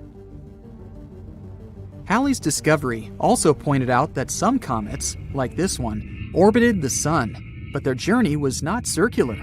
If you look at it in 2D, Halley's orbit looks like an elliptical wire dangling from the sun. Sadly, Halley didn't live to see the comet's correctly predicted return, but it was named after him. According to the European Space Agency, the first sighting of Halley's Comet dates back to March 30th, 239 BCE. Asian astronomers noted it down in the Sheqi and Wenxian Thungkao chronicles. But another study claims that we might have first noticed it even earlier than that, during the times of the ancient Greeks. Writings from that period reported a huge meteor that landed in northern Greece, leaving the local population perplexed. It soon became one of the ancient world's most popular tourist attractions. But the authors also noticed a comet in the sky at the time the meteor landed. They also reported the fact that the unusual space object had remained in the sky for about 75 days. Shakespeare himself seems to have written about this comet in his play Julius Caesar around the year 1600. In this work, He included a now famous phrase speaking of comets as unusual signs, saying, "The heavens themselves blaze forth." It wasn't the last time famous writers felt a certain connection with this object. Writer Mark Twain even said in 1909, "I came in with Halley's Comet in 1835. It is coming again next year, and I expect to go out with it." Surprisingly, Twain passed away on April 21st, 1910, one day after Halley's had emerged from behind the far side of the sun. We got a better look at the comet when it last passed us in 1986. Several spacecraft were sent toward Halley's to take samples of the comet's composition. This fleet of spaceships, dubbed the Halley Armada, flew nearby, one of them taking several pictures of the comet's core for the first time in history. We also had much better telescopes to look at the comet as it swung by our planet this time. Based on current studies, there's little to no chance that Halley's Comet could actually pose any danger to our planet. Most of the bad things associated with the comet were just fabrications. Even better, comets, in general, may have made life on Earth possible. Specialists believe that early in our planet's history, collisions with comets brought a significant amount of water here, which helped to form our oceans. These space objects may have also gifted us organic material necessary for the formation of life. Don't confuse comets with asteroids, though. Unlike asteroids, which are small rocky space bodies also orbiting the sun, comets are mostly made up of frozen ammonia, methane, or water. They contain only small amounts of rocky material. Because of their composition, comets are sometimes nicknamed dirty snowballs. Comets are made of 4 parts: a nucleus, a coma, a dust tail, and an ion tail. But their nucleus makes up most of their total mass. There are over 3,000 comets that we know of, but astronomers think there may be up to 1 billion of them in our solar system. A comet that is bright enough to be visible from Earth without the help of a telescope is called a great comet. Approximately 1 great comet can be seen every 10 years or so. People have noticed other comets for millennia. However, scientists have concluded that since comets shed a lot of material each time they orbit close to the sun, their lifespan may be only thousands of years. If you compare that to the age of the solar system, which is 4.6 billion years, it's a relatively small number. Since these space bodies are still present in the solar system today, there must be a source of comets somewhere out there. Otherwise, all comets would have disappeared a long time ago. Another famous comet is named Hale-Bopp. It came very close to Earth in January 1997. The last time it was seen near our planet before that was during the Bronze Age, back in 2000 BCE. This comet is much larger and more spectacular than Halley's. Its nucleus stretches for up to 24 miles in diameter and can be seen from the surface of our planet with the unaided eye. Comet Borrelly was the second comet to be studied up close by a spacecraft. NASA's Deep Space One approached it in 2001 and gave scientists a detailed report of the comet's black core. This comet is surprisingly lopsided, but the reason for its unusual shape is still up for debate. Halley's Comet appears to have formed in the Oort cloud at the outer edges of the solar system, but Borrelly is said to come from an icy cloud of rocks beyond Neptune, which is called the Kuiper Belt. Comet Hyakutake gave us quite the show when it passed just 9.3 million miles from Earth in March 1996. It looked like an ice blue splash with a faint gas tail. This comet amazed astronomers too, as it produced X-rays 100 times more intense than scientists had predicted. A spaceship called Ulysses passed through Hyakutake's tail in May 1996, reporting that it was at least 350 million miles long. That's double the size of any other known comet's tail. The comet Wild 2 was examined by NASA's Stardust spacecraft back in 2004. The probe managed to fly within 147 miles of the nucleus of Wild 2, giving us some of the best comet pictures to date. It was also the first time we got samples of dust particles from a comet. The precious cargo came back to Earth in January 2006. Its aim was to shed light on the conditions under which Wild 2, and the solar system for that matter, formed those billions of years ago. Wild 2 is about 3 miles in diameter and covered with craters and cliffs. It's September 1977. You're playing one of the first video game consoles released in North America. You step outside and see the whole neighborhood waiting for Voyager 1 to launch. It's a super sunny day, so you squint a little, trying to see what's happening. You live in the neighborhood right outside the launching station. You get yourself some food and watch the Voyager take off into space. You're so impressed, you decide to dedicate your career to working with NASA. 35 years later, you're now a senior official in NASA, specializing in Voyager 1. It's 2012, and you're sitting in the control room with your colleagues. Everyone is staring at their computer screens as they work on the Voyager. You're sitting on the top, overlooking everything and making sure all systems are in check. This day is special, as Voyager 1 is about to exit the heliosphere, which is a science word for the outer shell of our solar system. It's a bubble of space affected by the solar wind, which comes from the sun. By 2021, it got 14 billion miles away from Earth, which is equivalent to 153 astronomical units from the sun. 1 astronomical unit is the distance between the sun and the Earth. The craft was originally meant to fly by Uranus, Saturn, and Jupiter, and toss itself from one planet to another with the use of their gravitational pull. Everyone is impatiently waiting for it to exit the heliosphere. 3, 2, 1, and it's officially out. All systems are normal and functioning. You praise your team for doing an excellent job. With Voyager 1 reaching this far, there's still tons to explore in outer space. You were once a young adult watching the craft launch outside your neighborhood, and now you're the main person in charge of the operation. 9 years later. Since Voyager 1 left the heliosphere, you've been checking up on it every now and then, making sure all systems and functions are in order. It's been sending back measurements of the interstellar medium.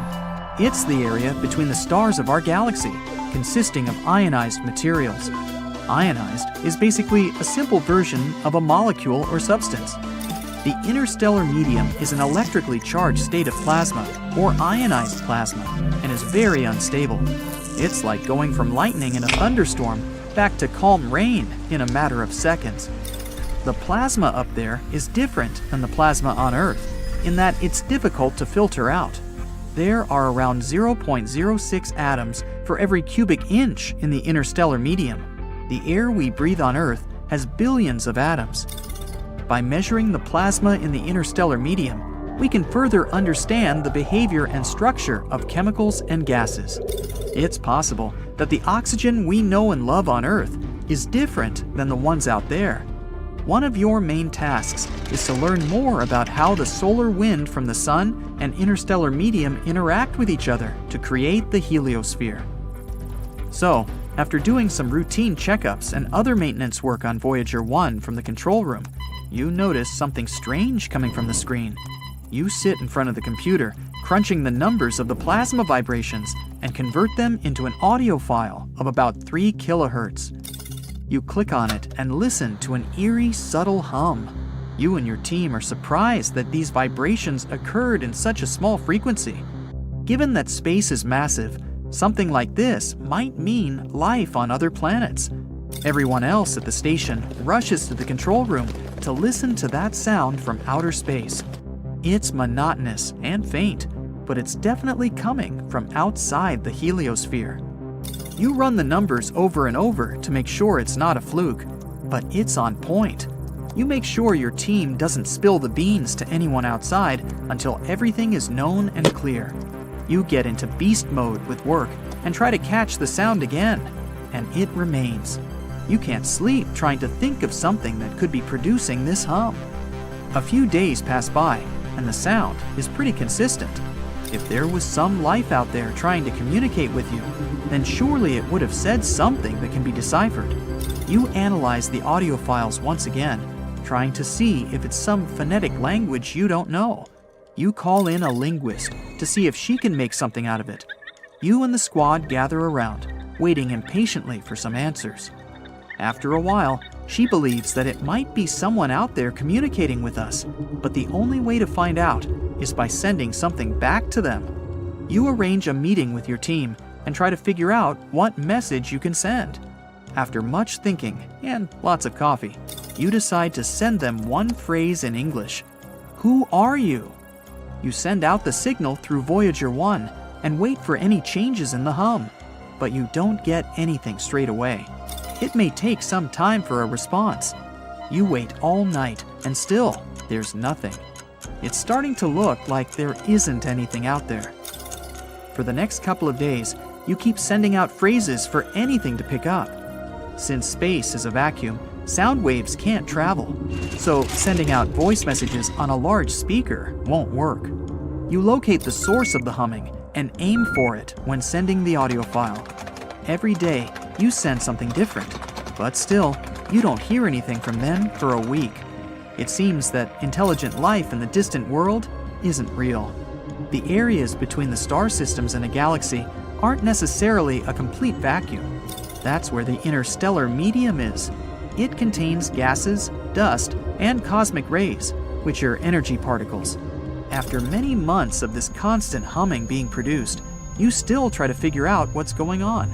You sit there, remembering the time when the Voyager was first launched. You remember running outside after playing some video games. You couldn't see properly because of the sun, and you freeze in your spot and have a eureka moment. You go through some notes taken in the past. The answer was in front of you all this time. Every now and then, the sun sends a burst of energy that causes the plasma of interstellar space to vibrate. Scientists can measure the frequency of waves when the plasma vibrates to show how close they are to each other. And on the day when the hum was delivered, there were some irregular frequencies coming from the sun. So that hum might have been the plasma vibrating in a weird way because of the sun flares. But these low-level vibrations last longer than quick jumps and spikes. They're fainter.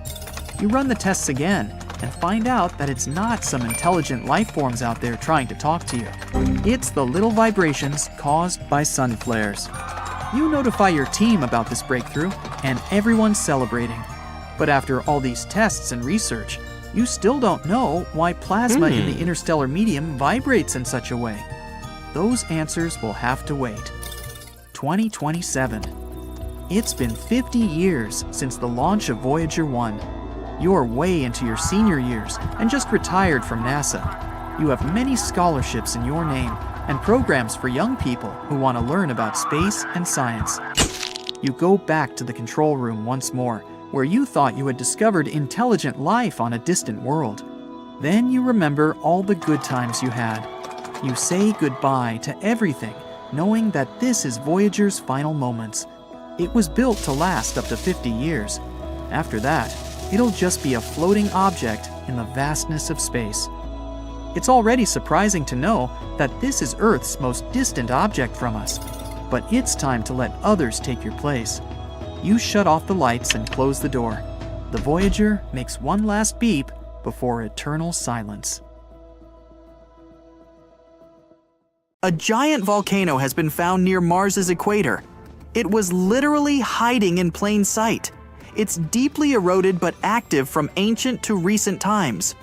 There might even be remnants of glacier ice near its base. That's why this discovery might indicate a promising new location to search for life, as well as a potential destination for future human and robotic exploration. The discovery of a giant volcano and a possible sheet of hidden glacier ice was announced at the 55th Lunar and Planetary Science Conference in Texas.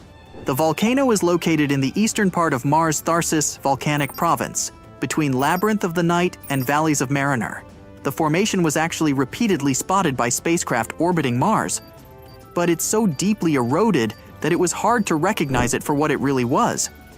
The structure is still awaiting its official name. At the moment, it's referred to as the Noctis volcano. It reaches a height of 29,600 feet and spans an impressive 280 miles across. Such a giant size indicates that the volcano has been active for a very long time.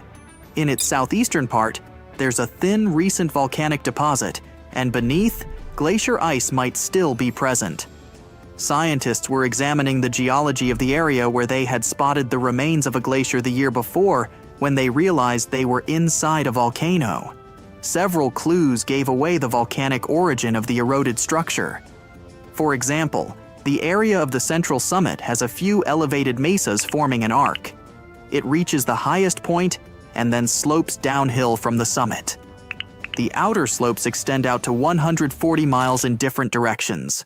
The remains of a collapsed volcanic crater that used to host a lava lake are located near the center of the structure. Lava flows and deposits made of volcanic ash, cinders, pumice, and rock fragments ejected during eruptions, as well as hydrated mineral deposits, appear in several spots within the structure. In addition to the volcano, a large area of volcanic deposits within the volcano's perimeter has been found, too. It covers an area of 1,930 square miles and contains loads of low, rounded, elongated, blister-like mounds. Such terrain is believed to be a field of rootless cones, mounds produced by explosive steam venting or steam swelling. It happens when a thick cover of hot volcanic materials happens to rest on a water or ice-rich surface. The Noctis volcano seems to have a long and complicated history of modifications.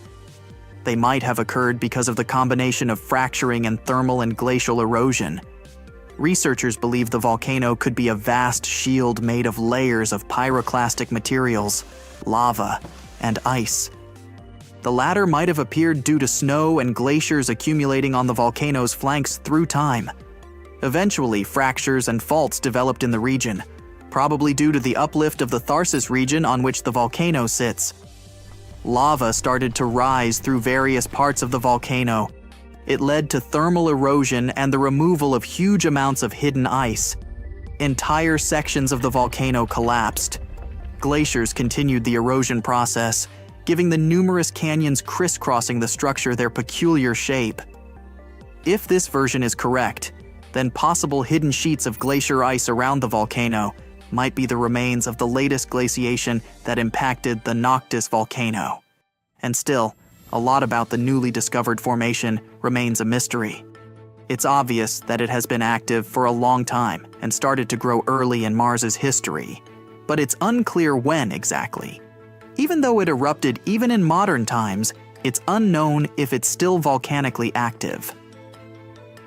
Will it erupt again when people begin to colonize the red planet? And finally, if it has been active for a very long time, is it possible for the combination of constant warmth and water from ice to allow the site to harbor life?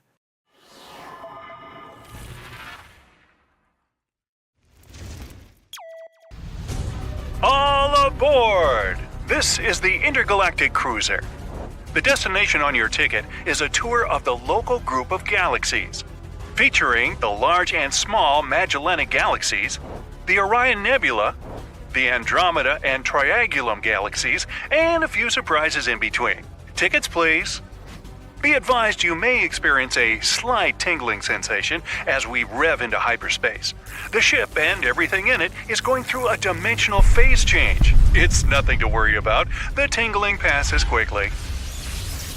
Now, passengers, as we head toward galactic latitude 180 degrees north, as Terrarians are accustomed to calling it, our first main item of interest will be an intense star-forming region known as M42, the Orion Nebula. But first, a special treat by the captain that's not on the advertised itinerary. The Horsehead Nebula. It's off to the port side. That's left for you Aggies. Its designation is M43. The newborn star at the top of the Horse's Head has a strong solar wind that is deforming the shape of the nebular cloud. Get a good look at it now, because in a few thousand years, those gases will be completely blown away by the star-like nebula that made our sun.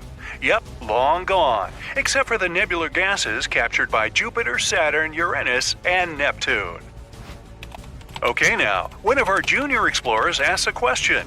What is the M in M42 and M43? Well, young lady, the M stands for Messier. Pronounced Messier, not Messier, as in, is your room messier than mine? Charles Messier to be precise, was a French astronomer in the 18th century. He published a catalog of 110 fuzzy objects as seen through an early telescope. The Horsehead Nebula is number 43 on his list. We'll see more M's as we continue our tour. Heads up, we're coming to the Orion Nebula. The gases in the nebula may seem less colorful than you expect. That's because we're accustomed to seeing long-exposure telescopic photos and enhanced photos designed to highlight the different gases in the nebula. May I suggest using the pair of tinted glasses that come with your onboarding packet if you want to heighten your experience. In we go! Now, it's a good thing we are in hyperspace. As we approach the trapezium star cluster in the center, the bright star, Theta C, sends out a solar wind at 5 million miles an hour. It sculpts the whole cloud of gas and dust, creating shock waves that compress nearby stars. Theta C is a megastar, 200,000 times brighter than the Sun. It will go supernova in about 1 million years. I won't be around then. Oxygen, hydrogen, and sulfur glow in ionized states like a fluorescent light bulb. Oxygen blue, hydrogen red, some green and sulfur, and dust glow as yellow-orange. As we pull out of the Orion Nebula and rise high above the galactic plane, the spiral arms of the Milky Way are visible. Our Sun, which you cannot distinguish from this height above the galaxy, is in the Orion spur that lies between the outer Perseus arm and the inner Sagittarius arm. Notice the center of the Milky Way contains a bright magnetic bar that plays an essential part in star formation. Over 70% of nearby galaxies include magnetic bars. It's a sign of a mature galaxy. Only 20% of distant galaxies contain magnetic bars in their cores. Which reminds me, passengers, the juice bar is now open. Our H1 server will take your orders. Now, that's the Andromeda Galaxy far, far out to the port side. But may I call your attention to the many dwarf galaxies, over 40 of them, that populate our galactic neighborhood. We're heading to one now. The Large Magellanic Cloud, LMC to astronomers, is an irregular dwarf satellite galaxy of the Milky Way, containing about 30 billion stars with a dynamic star-forming region called the Tarantula Nebula, which we will be cruising through shortly. Of course, if there is a large Magellanic Cloud, there must be a small Magellanic Cloud, SMC. And there it is, below and to the left of the LMC. The Milky Way will eventually ingest both dwarf galaxies. Some prefer the word accreted, but the result is the same.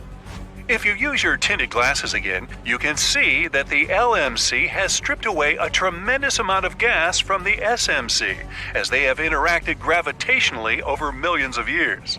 Hey, I know all about gas. Now we're heading out of the Milky Way to a distance of about 50 kiloparsecs. That's 50,000 parsecs, or about 163,000 light years. So, what's a parsec? No, it's not slang for pair of socks. A parsec is about 3.26 light years.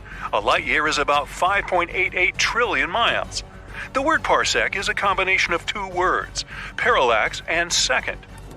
Parallax is the shift an object seems to make when viewed from two different perspectives. Looking at an object with your left eye and then your right eye, you'll see the object appear to shift. That's parallax. When an astronomical object is photographed with the Earth on one side of the Sun, and then again 6 months later on the other side of the Sun, the shift is measurable in degrees of arc, or minutes of arc, or seconds of arc, down to milliseconds of arc. That's a parsec, a parallax of 1 arc second, which turns out to be 3.26 light years. Hey, what about a joan of arc? That's how you measure distances in France. Ha ha! Meanwhile, since you can't measure a light year with a ruler or a tape measure, parsecs are the scientific way of telling the distance to a star or intergalactic object. The greater the parallax, the closer the object is. The smaller the parallax, the farther away it is. Now, straight ahead in the heart of the Tarantula Nebula is the R136 star cluster. Within a distance of 1 light-year, there are over 40 stars each with a mass over 50 times that of the Sun. Wow! Comparatively, there isn't a single other star within 4 light-years of our home star, Sol, and that's a good thing. You can see supernova 1987A at about 2 o'clock high. A blue giant star, 100,000 times brighter than the Sun, experienced a core implosion, resulting in a Type II supernova 100 million times brighter than the Sun. It has left behind a neutron star, clouded in dust and gas, and a wildly spectacular display of fireworks. Now, 1987A in the Large Magellanic Cloud is the closest supernova to Earth since 1604, which happened in the Milky Way about 20,000 light-years from Earth. It was visible in the daytime for about 2 weeks, or so. After 1987A went supernova because it was a blue giant star, speculation has increased that the blue giant star Rigel, the foot star of the constellation Orion, might go supernova in the not-too-distant future, or already has gone supernova. Rigel is approximately 860 light-years from Earth, so anything that happens to Rigel would take about 860 years before it would be noticed on Earth. Supernova 1987A ejected the heavy elements like cobalt, nickel, and iron and lighter silicates into the Tarantula Nebula, where they will form the basic building blocks of stars and planets. Our server is now offering space-themed snacks. May I recommend the Jupiter Cotton Candy Puffs for the children on board? Remember, I know all about gas. Our next stop is the Andromeda Galaxy and environs. Notice its halo as we leave the Milky Way and its 300 billion stars behind. As many as 150 globular clusters reside in the galactic halo. They orbit down and through the galactic disk and contain some of the oldest stars in the universe. How they got here in our home galaxy is a matter of intense study. You will notice NGC 6822, an irregular dwarf galaxy off to the starboard. NGC stands for New General Catalog of Astronomical Objects. Now you'd think there'd have been an old general catalog, but there wasn't. It was just a new catalog.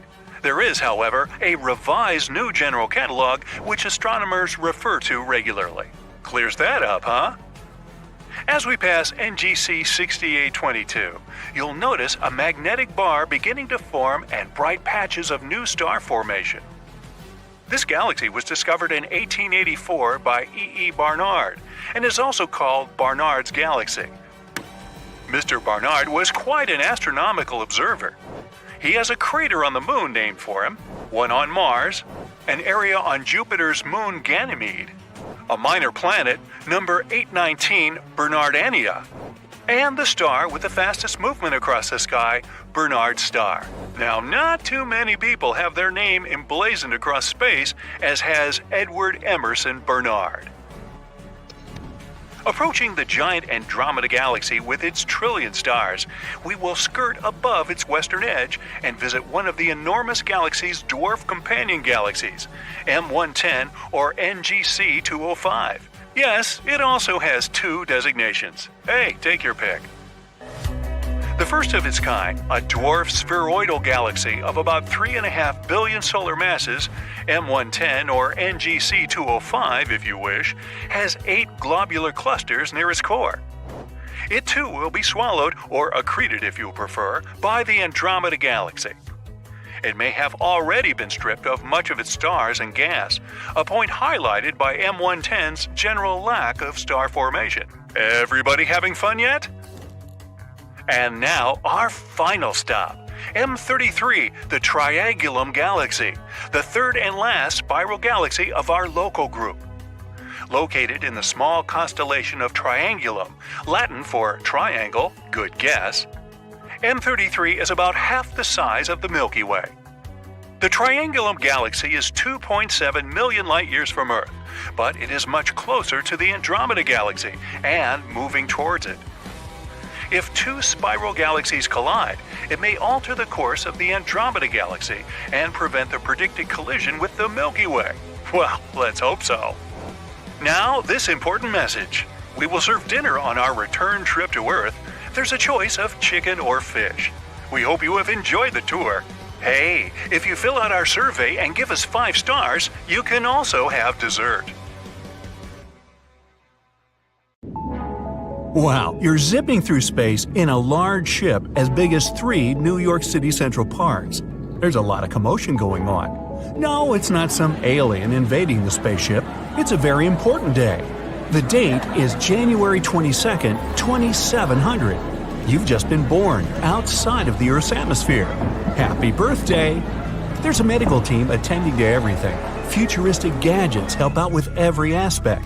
And the view from the giant spherical glass ship is nothing but the incredible vastness of space. You can't even see Earth anymore. The spaceship is flying to a new destination millions of miles away. ETA on reaching that new host planet? Decades. Fast forward a bit. You're 25 years old, and this spaceship's the only home you've ever known. So far.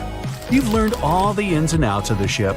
You start your day in your dorm, which has all the essentials: a small compact bathroom, a mini kitchen, a bunk bed, and a magnificent view of the stars and planet outside the ship's reinforced glass. And you never need to worry about space radiation. The ship has an everlasting magnetic shield that reflects space radiation, so it doesn't seep its way onto the ship. Otherwise, there'd be big problems.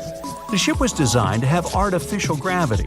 Astronauts normally lose 1 to 2% of their bone density every month they're up in space, since they're just floating around all the time.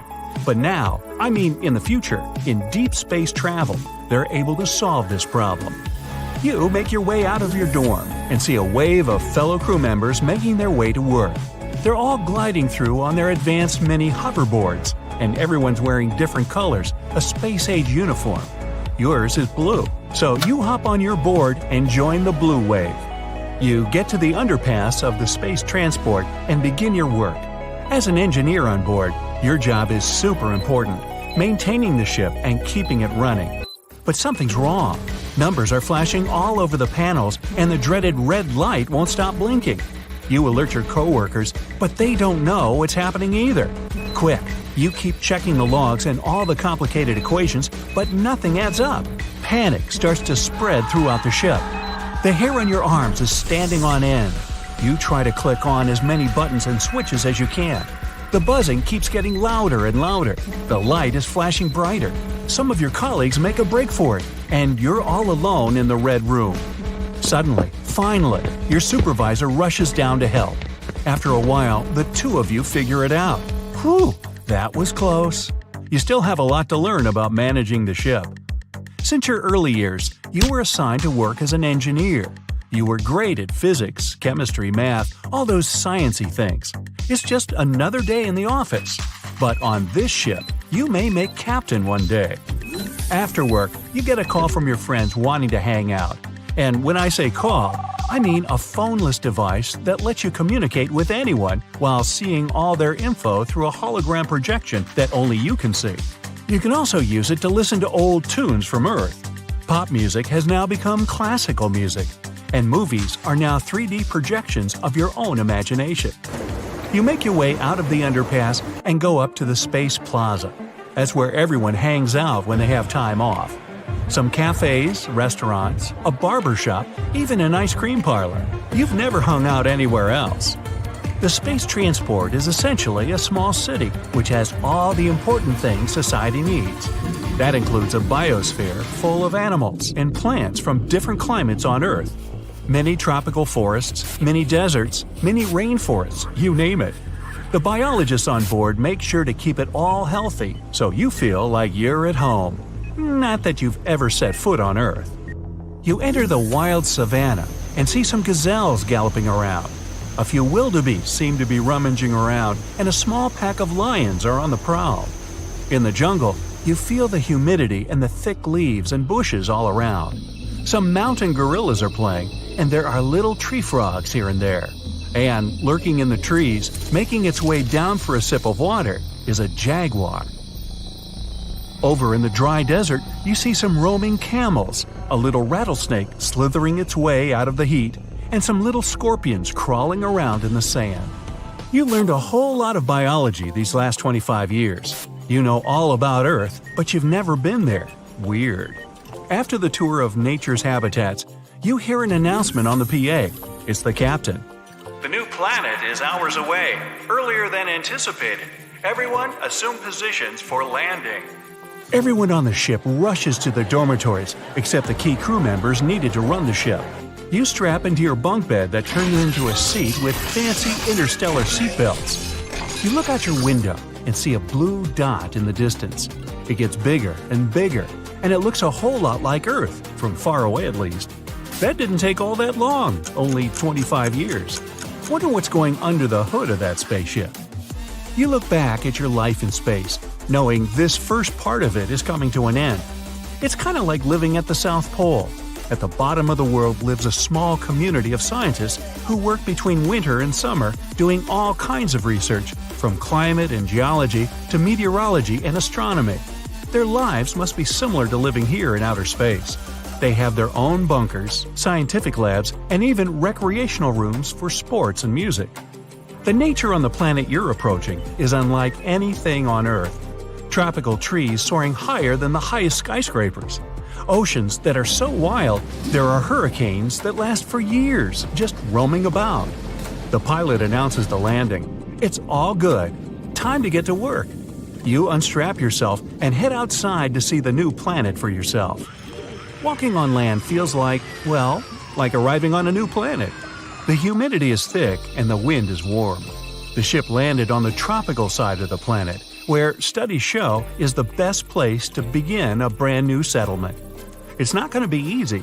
Humans usually begin new settlements next to lakes and rivers. Think of the Mesopotamians, the ancient Egyptians, the Aztecs. The list is endless. They began as small settlements until they grew to be fully functioning mega-civilizations. By trading and exploring, they were able to advance their technology, learn new languages, and discover awesome cooking recipes. Hey, I could go for some pasta and sushi right about now. According to scientists, being born in space could alter the way humans look. Human heads could be bigger within thousands of generations. Who knows? There's no way to simulate it on Earth. We can even have different new skin colors, since we would need more melanin, that pigment stuff that protects us from sun radiation. Being closer to the sun or any hot burning mass of fire might mean we'd produce more or different kinds of melanin to protect us. We might turn dark brown, purple, gray, or even green. We'd have to wait a couple of million years to find out. And with no gravity, humans would have to get used to having a lower bone density, kind of like birds have. That means we'd probably be weaker than our old Earth human cells and have some slightly odd physical things going on. Gravity is essential for our balance, and mobility is one of the key factors for human survival. So, without gravity, we'd most likely have exoskeleton suits for walking and running, or taking out the trash. Now, nothing like this is going to happen for a very long time. They're still brainstorming how to bring someone into this world, or out of this world. Technically speaking, outer space is considered to be 62 miles above sea level from any continent on the world. Beyond that, endless possibilities. Hey, we landed on the moon. We sailed around the world. Romeo met Juliet. Hey, it's hard to imagine that there are creatures out there who saw it all happen. Immortal animals. Well, almost. Glass sponges are weird little creatures that sit in one place for thousands of years. From their favorite spot under the sea, they witnessed the first Europeans crossing over to the Americas. They can live up to 15,000 years. And what's even cooler is that they can control their aging process, speed it up or slow it down. They have a glass-like exoskeleton for protection. Lobsters can grow back a limb if they lose it, and they're basically immortal. They produce an unlimited number of enzymes that keeps their DNA young forever, and they just keep on growing. That means they outgrow their own shells. They have to shed their exoskeleton every now and then and upgrade to a bigger one. The largest lobster ever caught was 44 pounds off the coast of Nova Scotia. Scientists think this large lobster was around 100 years old. It was around when Edison invented the phonograph. This next creature is a mix between a jellyfish and a tree branch. Each end of the hydra has a ringed foot, and it spends its days chilling by lakes and rivers. Its tentacles grab onto tasty snacks that swim past it. So, what's the secret to its immortality? That's something everyone wants to know. The hydra has the ability to renew its stem cells. Scientists have been trying to do that for years. They can actually slow down their aging process. Now, these little sea creatures are red sea urchins. They sit on seaweed in shallow waters and are immortal. Well, we haven't been studying them long enough to know for sure. But scientists say they only grow in size, not in age. What? Well, they sort of stay like little baby urchins, but grow in size. Adult, baby urchin, okay. These little babies can reach around 100 years old, even 200. The slowest on the list? The giant tortoise. It can reach 200 years old, and one of the oldest is Jonathan. He's technically the oldest crawling land animal. He was born in 1832 and lives it up on a remote island called St. Helena. Jonathan's been through a lot. He's seen the very first American skyscraper, the Eiffel Tower.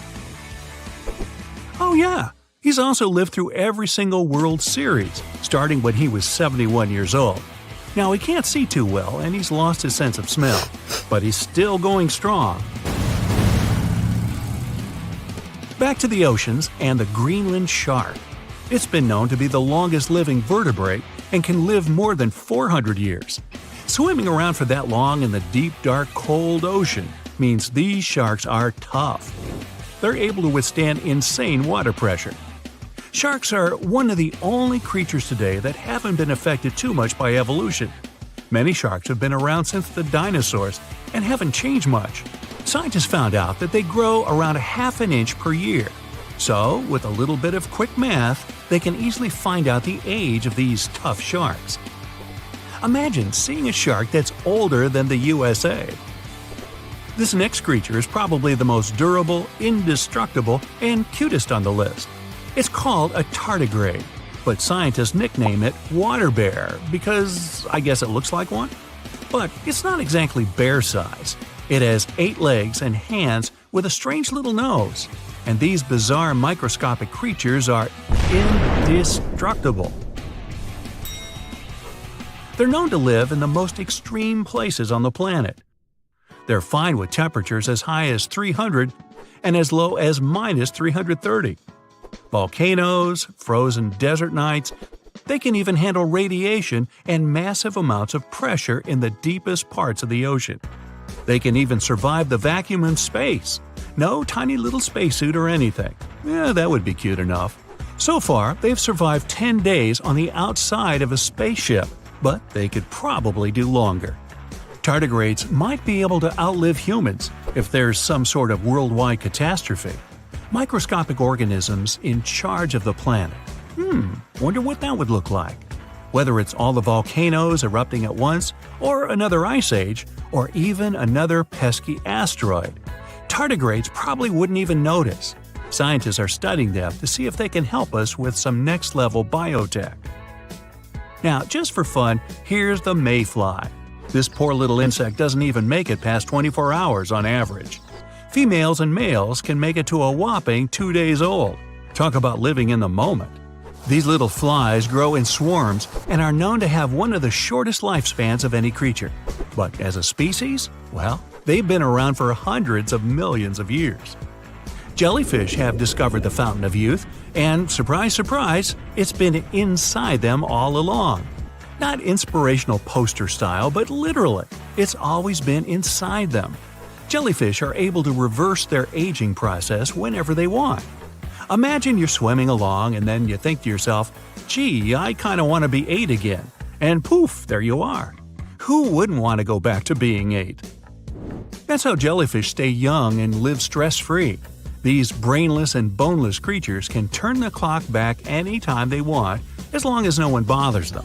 They're super chill, just floating in whatever direction the current takes them. Like, go with the flow? This creature looks like something right out of a sci-fi movie, and you could say it has sort of alien features. The giant weta outweighs a mouse and is considered one of the biggest insects out there. You find these big bugs in New Zealand. While jellyfish can reverse their aging process, some members of the Weta family can come back to life. Talk about superpowers. If they get completely frozen, they start to make special proteins that stop their organs from getting ruined. After whatever amount of time they're frozen, they can be thawed out and brought back to life, like nothing ever happened. In fact, the giant Weta has ears on its knees in its front legs. And because it can resurrect, it's also called the zombie bug. Planaria are flatworms that are unique. Apart from being practically immortal, they're the ultimate regeneration machines for lost body parts. If you take one of them and divide its body into 10 parts, you'll end up with 10 new planaria. You keep dividing them up, they'll keep multiplying, even though they're usually less than an inch long. Imagine if we could figure out how to do that. Would that be a way for us to live forever? Or would we end up with a totally crazy world with copies of everyone walking around? How about the world's fastest relay team, 4 identical Usain Bolts? Now, clams have been around for a really long time. Scientists have discovered that they can live up to 400 years old. These little shelled creatures are the ones that create those shiny little pearls everyone loves. A clam will go into action mode when a parasite gets inside. The clam tries to cover the parasite with a bunch of special chemicals, the same ones it uses to make the inside of its shell. That's when the magic starts to happen. When these chemicals harden up, they make a shiny, glossy pearl. The more chemicals, the bigger the pearl. Now, this long, slippery-looking creature lives deep in the caves of Europe. Olm can live up to be 100 years old. It spends its days hunting for little insects, snails, and crabs with its tiny front arms and wriggling snake-like body. Its skin is so pale that some locals even call it the human fish. Hey, wait a minute. The olm is almost blind, but it can still detect light. It just mostly does it through its skin. Like other blind animals, it has a supercharged sense of hearing and smell. It gets its distinct look from those little red gills around its neck. Imagine you're stepping on board a once-in-a-lifetime Arctic expedition that departs to the east coast of Cape Bathurst in Canada's Northwest Territories. It's said that the location you're headed is unmatched on planet Earth. The final destination is an unbelievable location known as Smoking Hills. These red striped rocks have been burning there continuously for centuries. It has minerals there that are only found outside our planet, on Mars. Some scientists even believe that the site can be an important case study for discovering life on the red planet. On board the small cruiser ship, you head out to the deck and spot an unusual scene on the horizon. You see clouds of smoke forming close to a seaside hill. It's as if a party of hundreds of people did campfires all at the same time. But this smoke is not man-made, your guide tells you. Naturally, most people guess it's a volcano. Some people on the deck even guessed that an eruption might happen anytime soon by the looks of it. Your guide laughs, explaining that this is far from the case. Volcanoes are usually found on the edge of tectonic plates. It's a rupture on the crust of the Earth that allows hot lava and gases to escape to the surface. In the Smoking Hills, the story is different. The constant smoke is caused by a natural phenomenon. But you'll learn all about it over the next few days. As strange as it may sound, these rocks didn't begin burning yesterday. According to experts, the ground on Smoking Hills has been releasing clouds of smoke for at least a couple hundred years, non-stop. You heard it right. But experts are still unsure how long they've been burning. It could be thousands of years. Now, before you leave the ship, some instructions are in order. The expedition leader explains you're going to enter a high-risk place. So, we replace your regular hiking boots and clothes with a special suit and gas mask before stepping on site. The clouds of smoke you are now watching from a safe distance are composed of sulfuric acid. This chemical is highly toxic. You need to be careful while breathing its air. So remember to keep those masks on. Oh, and as tempting as it may look, don't touch anything with your bare hands. legend says that the first crew to explore the Smoking Hills found it by mistake. And imagine, these people had none of the gear you're going to use. First written records on the Smoking Hills date back to the 1800s. Irish explorer Captain Robert McClure led an expedition to find the lost explorer Sir John Franklin and had disappeared for over 5 years. The crew took a wrong left along the way and stumbled upon these burning rocks. They also thought it was an active volcano, much like you did, but they discovered how wrong they were when they stepped on site. McClure got curious and took a sample rock back to the boat, and the story says it burnt a hole through his mahogany desk. Remember this when you feel like taking a souvenir home with you. It might not burn a hole on your desk, but it sure will fly through your pocket or any container you try to use to take it. Now it's day 2, and you're ready to explore the location. The expedition's crew is divided into smaller boats. On your way to the shore, you notice a group of animals. They are far from the smoke, and it looks like they have themselves a mealtime. The Smoking Hills are located in the Arctic tundra, and there are rich fauna and flora nearby. Slowly, you're approaching the shore. Now you see the cliffs are made of red striped rocks that look like they've been hand-painted by someone. There's another place on Earth with similar hills, and it is located in Peru, all the way to South America. The so-called Rainbow Mountain or Seven-Colored Mountain is a mesmerizing natural phenomenon. They are formed by the sediment of different materials. While the Smoking Hills are mainly red, over in Peru, these mountains have stripes of lavender, gold, red, and even turquoise. When you finally leave the boat on the foot of the Smoking Hills, you begin your hike up. Stepping is difficult with your special boots. The soles are made specially to support high-degree temperatures, but it sure is hard to keep your balance.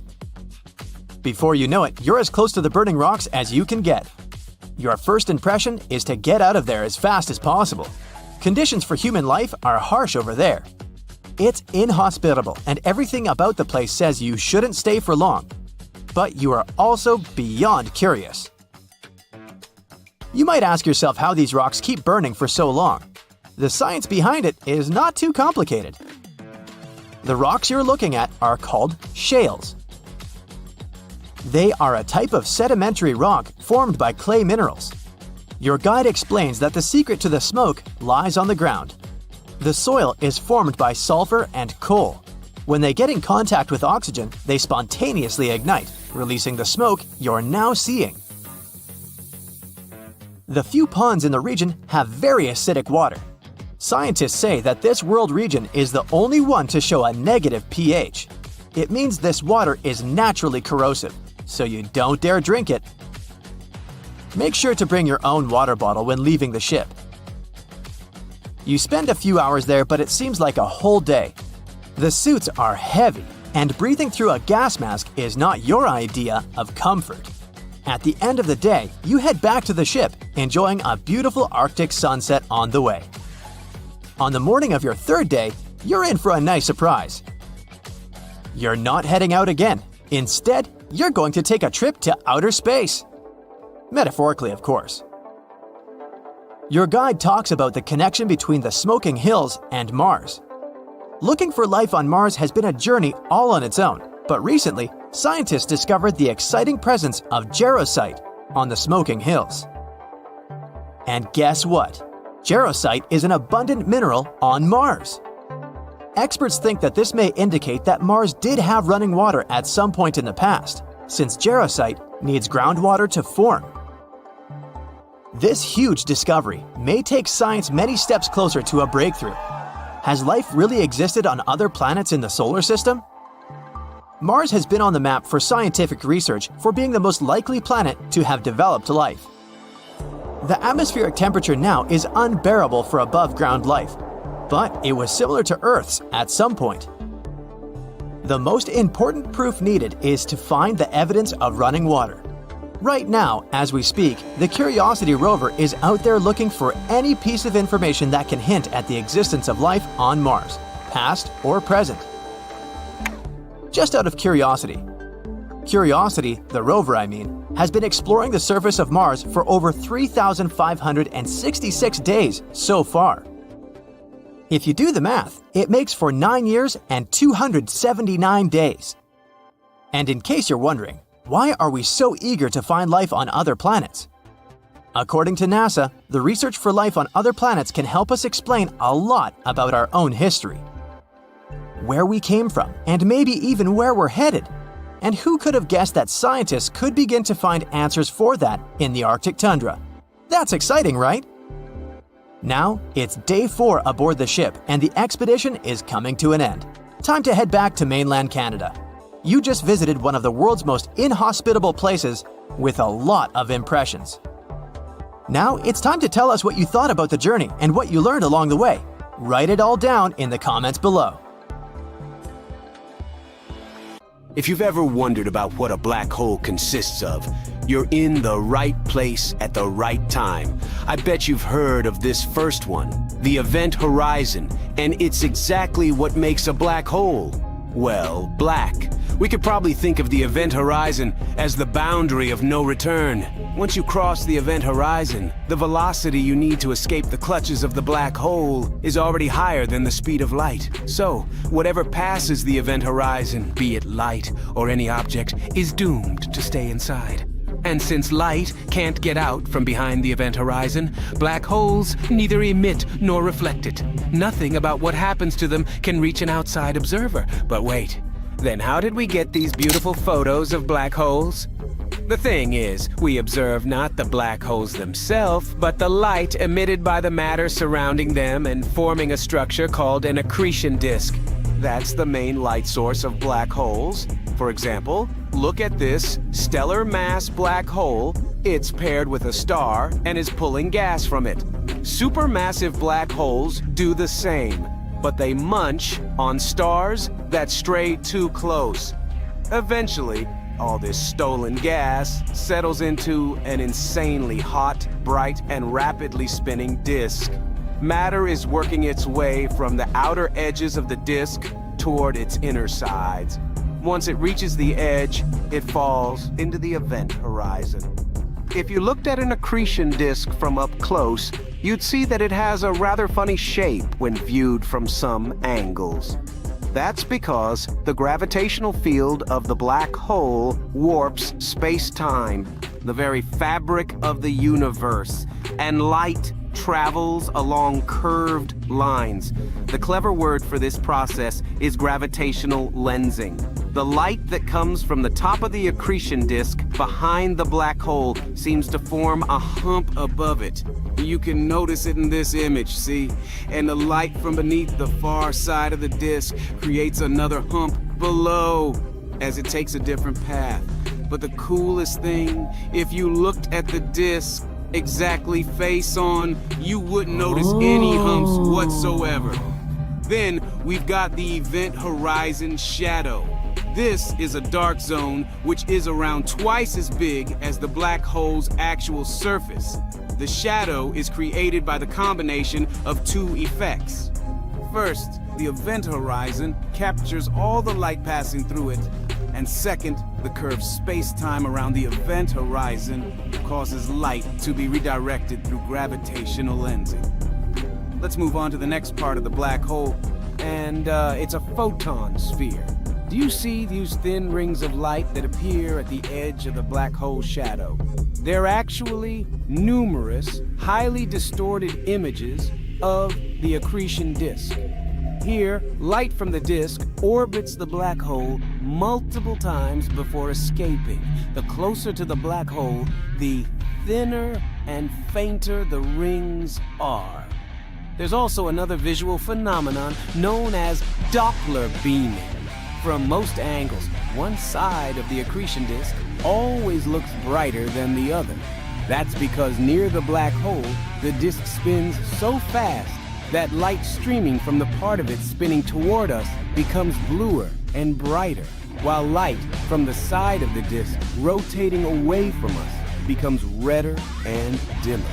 Next, you've probably heard that our sun has something known as the corona. Well, the black hole has one too, and it's one of the most extreme environments in the universe. Some scientists claim that powerful magnetic fields threading the inner accretion disk extend out and create a turbulent billion-degree cloud. Particles in the corona hypothetically orbit the black hole at speeds approaching the speed of light. Some experts believe that the corona might be a source of ultra-high energy X-rays, but we still don't know much about them. Plus, these coronas themselves can appear and disappear, following some patterns only they are aware of, which makes them even more mysterious. And finally, according to the theory of general relativity, the center of the black hole contains a point where matter is crushed to infinite density. This point is the final destination of anything falling into the event horizon, and it's called singularity. At the moment, astronomers aren't sure whether it's a physical structure or a purely mathematical one. Ah, space, the final frontier.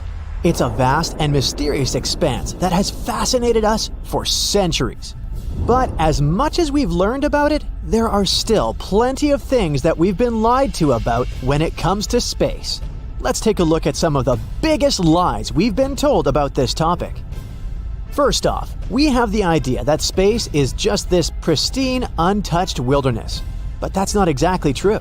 We've been littering space with our debris for decades. Everything from old satellites to rocket parts. In fact, there are over 20,000 pieces of debris orbiting Earth right now, and they're causing all sorts of problems for future space missions. So if you're planning on visiting space anytime soon, watch where you go. You never know what kind of garbage might be floating around. Did you know that the sun is not actually yellow? It's green. Well, kind of. You see, scientists measure the temperature of a star by the color spectrum it emits. Cooler stars appear red, while the hottest of stars look blue. Our sun emits most of its energy at a wavelength that's close to green. But because it emits other wavelengths too, all these colors mix together, and your eyes see this vibrant mixture as white. From Earth, however, the sun looks yellow because our atmosphere is really good at scattering blue light. If our star was actually yellow, Earth would become a frozen rock, and we'd all be polar bears. Plus, the sun isn't on fire for real. It's a big ball of gas, mostly made of hydrogen and helium, and it works more like a gigantic nuclear reactor, constantly fusing hydrogen atoms to create helium inside its core. This process releases enormous amounts of energy. That's why the sun is so hot. Oh, and speaking of setting things on fire, explosions in space aren't real. Sorry, Star Wars fans, a spaceship can't go down in a violent blast because there is no air out there in space. No air means no oxygen, and no oxygen means no fire. Now, you might also think that there are too many stars in the night sky for you to count, but in fact, you can do that. According to the Yale Bright Star Catalog, there are 9,110 stars that you can see from Earth with the unaided eye. So, technically, you can count them, but I wouldn't be surprised if you lost count. And if you're worried about flying through an asteroid belt, don't be. Although it does have trillions of space rocks that range in size from space dust to a quarter of the size of the Moon, they're very spread out. The asteroid belt between Mars and Jupiter is 140 million miles across, which is 1.5 times the distance between Earth and the Sun. This spreads space rocks thousands of miles apart, making it almost impossible for a spacecraft to collide with one. You'll instantly freeze in space without a suit. Nope, you won't turn into a popsicle right away. It's gonna take a bit longer than that because heat and cold don't really move very quickly in the vacuum of space. But unfortunately for you, there's a bigger problem at hand. You won't be able to breathe. After just 15 seconds, your brain won't be getting enough oxygen from your blood, and you'll pass out. And then after just 2 minutes, it's curtains for the rest of your organs. So, in short, if you find yourself playing astronaut without a spacesuit, it's game over pretty quickly. Did you know that space doesn't have any temperature at all? That's because the temperature is defined by the speed at which particles move and the amount of energy they have. In the true vacuum of space, there are no particles to move around, making it temperatureless. Of course, some parts of space are really hot, like areas around stars. But the further away you get from stars, the more spread out particles are, making those areas of space pretty chilly. Number 9 is our planet's shape. No, it's not flat, but it's not a perfect sphere either. Yeah, it bulges at the equator because of our planet's wild spin. It's like Earth is doing its own little dance. And because of this bulging, launching spaceships from the equator is much easier than from the poles. Now, when it comes to sound in space, it's a bit of a tricky situation. You might think that no one can hear you scream, but that's not entirely accurate. The thing is, sound needs something to travel through, like air or water. In space, things are super spread out, so all those epic space battles and galactic explosions would be completely silent. Yet there are some places in space with enough particles for sound to travel through. For example, you can hear the black hole at the center of the Perseus galaxy cluster. Another myth is about zero gravity. That's not a thing. There's still some gravity hanging around the International Space Station, about 90% of what we feel on good old Earth. But astronauts get to float around because they're basically free-falling around the planet. And let's be real, Hollywood's version of space travel is not factual. Sure, orbits are a thing, but different altitudes mean different speeds. So moving from one orbit to another isn't exactly a walk in the park. You can't just push yourself in the right direction and hope for the best. You gotta take those orbital velocities into account. This reminded me of the 2013 movie Gravity and how Sandra Bullock tried to survive in space. Hollywood sure added some fuel to these myths. Yet again, who can blame them? Back in 1976, NASA's Viking 1 spacecraft snapped a photo of a curious rock formation on Mars that looked suspiciously like a face. Some folks out there claimed that it must have been proof of extraterrestrial life on the red planet, but NASA had a different take. According to the space agency, the face was nothing more than a bunch of rocks piled up in such a way that the shadows they cast created an illusion of facial features. It turns out it was just a regular hill that got a little too much credit for being photogenic. The solar system stays in place. Lie! It's zooming through space at a speed of 140 miles per second, which means that it's whizzing through the cosmos faster than a cheetah chasing its prey. It takes us 230 million years for the solar system to complete a full orbit around the Milky Way. It's a good thing it isn't getting a speeding ticket, because that would be one astronomical fine. Eh? Without the sun, planets would be pretty chilly. We're talking about temperatures as low as -455 degrees Fahrenheit. Brrr. But with the sun around, the planets get to enjoy much more livable temperatures. Of course, not all planets are created equal. Mercury, for example, is the closest to the sun. Venus, on the other hand, is farther away, but somehow manages to be even hotter than Mercury. The distance from the sun isn't the only factor that affects a planet's temperature. Other things like the planet's size and reflectivity also come into play. So Mercury being the hottest planet in our solar system is a false proposition.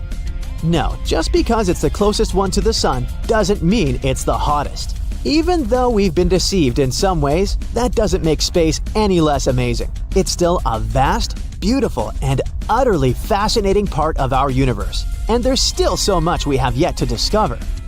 Who knows, maybe one day we'll really discover little green people out there.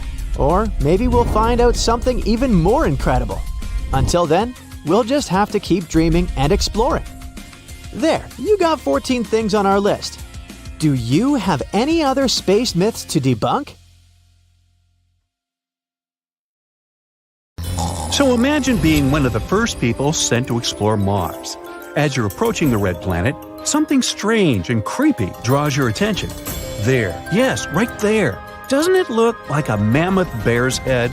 What or who could possibly create a bear's snout in the middle of a crater? Unfortunately, or should I say luckily, there's nothing mysterious about the bear's head. It's just a facial pareidolia. That's a tendency to see facial features in everyday things. But speaking about the finding on Mars, should we rename the phenomenon into Pareidolia? You could see that coming, couldn't you? Alright, check it out. You see a V-shaped hill that looks like a nose. Then there are two craters that look like eyes. And then there's a circular fracture pattern, the head, that surrounds the nose and the eyes. Experts think that the face could be created when a deposit was settling over a buried impact crater, and the nose might be a mud or volcanic vent with solidified lava or mud flows around it. Anyway, the crater does look like a bear's face, I'll give you that. But thanks to HiRISE, the Mars Reconnaissance Orbiter's high-resolution imaging science experiment camera, another of NASA's amazing acronyms, we've seen many other crazy craters on the red planet, like smiley faces, a bird, or an elephant. First, let's have a look at the famous face of Mars. These images were first taken by the Viking orbiter in 1976. At that time, the resolution was obviously quite poor, plus the lighting was slanted, which produced the result that shocked people in the 1970s, a face carved of rock staring back at Earth. Did it mean there was another civilization on Mars that had created this monument? Nah. Look at the photo of the same spot taken by the current Mars Reconnaissance Orbiter. The resolution is much, much better, and the face has miraculously turned into an ordinary hill. Or look at this teeny Bigfoot, whose image was captured in 2008. I say teeny because this creature is just a few inches tall, and when the photo was taken, Bigfoot was only several yards away from the camera. And here, one curious soul zoomed in on a small rock and spotted something that resembled a gorilla. That's how some people started to believe there were apes on Mars. Yeah, really. Let me show you some more examples of imaginary creatures and faces on the red planet. Most of them come from a series of images taken by the Themis camera. Currently, it's on board the Mars Odyssey spacecraft, which only needs 2 hours to orbit the red planet, carrying some important scientific instruments. Let me introduce my Happy Martian to you. This 2-mile-wide crater was photographed in 2008. The next crater chain looks like a wasp with its wispy wings of impact debris. The whole feature was probably created by a meteorite that fell at a very low angle and broke into pieces right before the impact. Now, do you see a woolly mammoth or an elephant here? Lava flows in one region on Mars left this image on its reddish soil. The region itself, called Elysium Planitia, is famous for the planet's youngest lava flows. For example, the one that looks like a mammoth most likely formed in the past 100 million years. Just yesterday. Now let's talk about love, or rather its symbol, the heart. Do you like these two hearts on the surface of the red planet? This one is actually a mesa top outlined by frost, and this heart shape is an impact crater. The hit tore away dark surface material and exposed lighter soil underneath. Then some of the material probably flew downslope, creating the heart. And this dust-covered hummingbird, can you see its long beak and head? Scientists aren't sure how this shape was formed, but they think erosion and wind played a part in its creation. These dark sand dune deposits look like a howling wolf. And here, can you see a series of interlocking gears? This image looks like the letter T, right? The right angle fracture was created by the tectonic stretching of the Martian crust. Do you think we might find other letters of the alphabet on Mars too? Why not? And now, how about another bizarre thing astronomers noticed on the surface of Mars? Is that a door to someone's house? It was NASA's Curiosity rover that sent this image to Earth. It became viral because this formation over here, see, looks like a door. Unfortunately, scientists, due to their rational minds, were quick to disappoint us. They claimed that it was just a natural part of the Martian landscape. There were several clues that made them think it wasn't a real door. For example, the opening is tiny, a mere 3 feet high.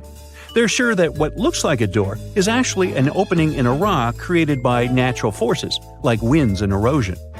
If you look at the rock closely, you may notice strata. Those are layers of silt that stand out because they're harder than the surrounding material. These strata dip here on the left and a bit higher on the right. They likely appeared around 4 billion years ago in a river or a wind-blown dune. Since the strata became visible, powerful Martian winds have eroded them even more. And look at this. See those cracks? That's how rocks weather on the red planet. This small cave probably formed when several fractures crossed the strata. A pretty large boulder might have fallen out under its own weight, and this created the door-shaped opening. This theory is quite plausible, because even though the gravity on Mars isn't as strong as on Earth, it's still strong enough to do it. Besides, see that rock to the right of the opening? It has a suspiciously smooth vertical edge. It must be the culprit. It probably fell out not so long ago. But it's not only the red planet that can boast of having unusual formations. Let's take this comet, for example. This image was taken by the European spacecraft Rosetta in 2014. Can you see a face on its right-hand side? Or the moon. Here's its famous rabbit. It sits upside down with its ears pointing downward. Some people see a man on the moon. It can either be his face or the entire body. If someone sees the whole human figure, it usually looks like it's carrying sticks. Sometimes it's a toad. To spot it, look at the top left-hand side of our moon. The toad is facing upward, see? Now look at this spinning neutron star. Such a star is a collapsed core of a supergiant star with a total mass of 10 to 25 solar masses. Except for black holes and some hypothetical objects, like quark stars or white holes, neutron stars are the densest and smallest known stellar objects. Anyway, back to this particular star. As you can see, this space object, located 17,000 light-years away from Earth, is surrounded by a cloud of energetic particles. And this image, taken by NASA's Chandra X-ray Observatory, appeared in 2009 and became viral in no time. All because many people spotted a hand-like structure among all that space stuff. NASA explained that the star was spinning incredibly fast, spewing energy into the space surrounding it. This created intriguing and complex structures, like the large cosmic hand so many people see. Now look at the Horsehead Nebula in the constellation Orion. This is a freezing cold and dark cloud of dust and gas that was first noted in 1888. This dark shadowing is created by dust, and at the base of the nebula, there are many bright spots. Those are young stars at the stage of formation. Pay attention to this extremely bright star in the top left side of the Horsehead. Its radiation is so powerful that the star is starting to erode the cloud around itself. It means that, in millions of years, the nebula might not resemble the head of a horse anymore. Well, I won't be around then. The European Southern Observatory Very Large Telescope has captured an image in which we can see the collision of 3 different galaxies. We can even observe the effect they have on each other. But the coolest thing is that, while colliding, they created a recognizable shape. Because doesn't it look like a giant space hummingbird? You get the last instructions from the team and get into your spaceship. It's the first spacecraft made on Earth that can move at a speed close to the speed of light. Your task is to visit the most unusual and terrifying places in space and send scientists detailed information about them. And so, your journey begins. Your spacecraft is accelerating, and you dash past the moon. In the distance, you see a small reddish planet. It's Mars. And look at that spectacular giant surrounded by a set of rings. That's Saturn. You wish you could have more time to explore this gas giant, but you have to hurry. You pass by beautiful stars. Some of them are luminous, others have a reddish hue, and some seem to be dimming. That's Sirius, the brightest star in the night sky on Earth. It's about 8.6 light-years away from us, but you're traveling fast, and soon you see Polaris, aka the North Star, which is way further, 431 light-years away. Sometimes you manage to spot tiny dots circling these stars. Those are planets. And then, suddenly, you see nothing. At first, you're horrified. Something has gone wrong, and you've accidentally entered a black hole? Has your equipment malfunctioned? Because it seems that at a distance of 700 million light-years away from Earth, there's a hole. A blank void with no galaxies, stars, planets, or asteroids. You can't see anything. The void is a roughly spherical region of about 330 million light-years across. Our home Milky Way galaxy could fit in there billions of times over. And then it dawns on you. What you're looking at is the mysterious Oort's void. It lies about 700 million light-years away from Earth in the constellation of Oort, the herdsman driving the plow around the North Pole. At first, this void was called the Great Nothing, but later it was given its current name. Now we know that galaxies look like a giant web. Most of them are parts of long structures called filaments. Those wind through the cosmos, and when they meet, they form regions with a high concentration of galaxies. These regions are what we know as galaxy clusters, but between these clusters and threads, there are ginormous empty voids that hardly contain any galaxies. Such voids actually make up almost 80% of the observable universe, and most of them are huge, from 30 to 300 million light-years wide. The Oort's void is one of the most massive ones. It's even earned the title of supervoid. Astronomers think it might be the result of a few smaller voids merging together. But what could have caused such giant empty areas to appear in the first place? The reason might lie in the origin of the universe. In its early days, all the matter in the universe was packed together quite tightly. Astronomers even think it was something like a uniform soup. But pretty soon, random quantum fluctuations started distributing this matter. Some areas became denser. As a result, their gravitational pull became stronger, and they began stealing matter from less dense regions. This made such areas even denser, and they kept attracting more and more matter. At the same time, smaller clumps of matter started drifting further away from the center, forming galaxies. After staring at nothingness for some time, you decide to explore other space objects and start the engine of your spacecraft again. There's one kind of space formation you've been looking forward to seeing: nebulas. Those are gigantic clouds of gas and dust.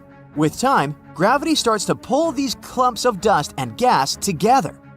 They grow larger and larger, and their gravity gets more powerful. Sounds familiar, doesn't it?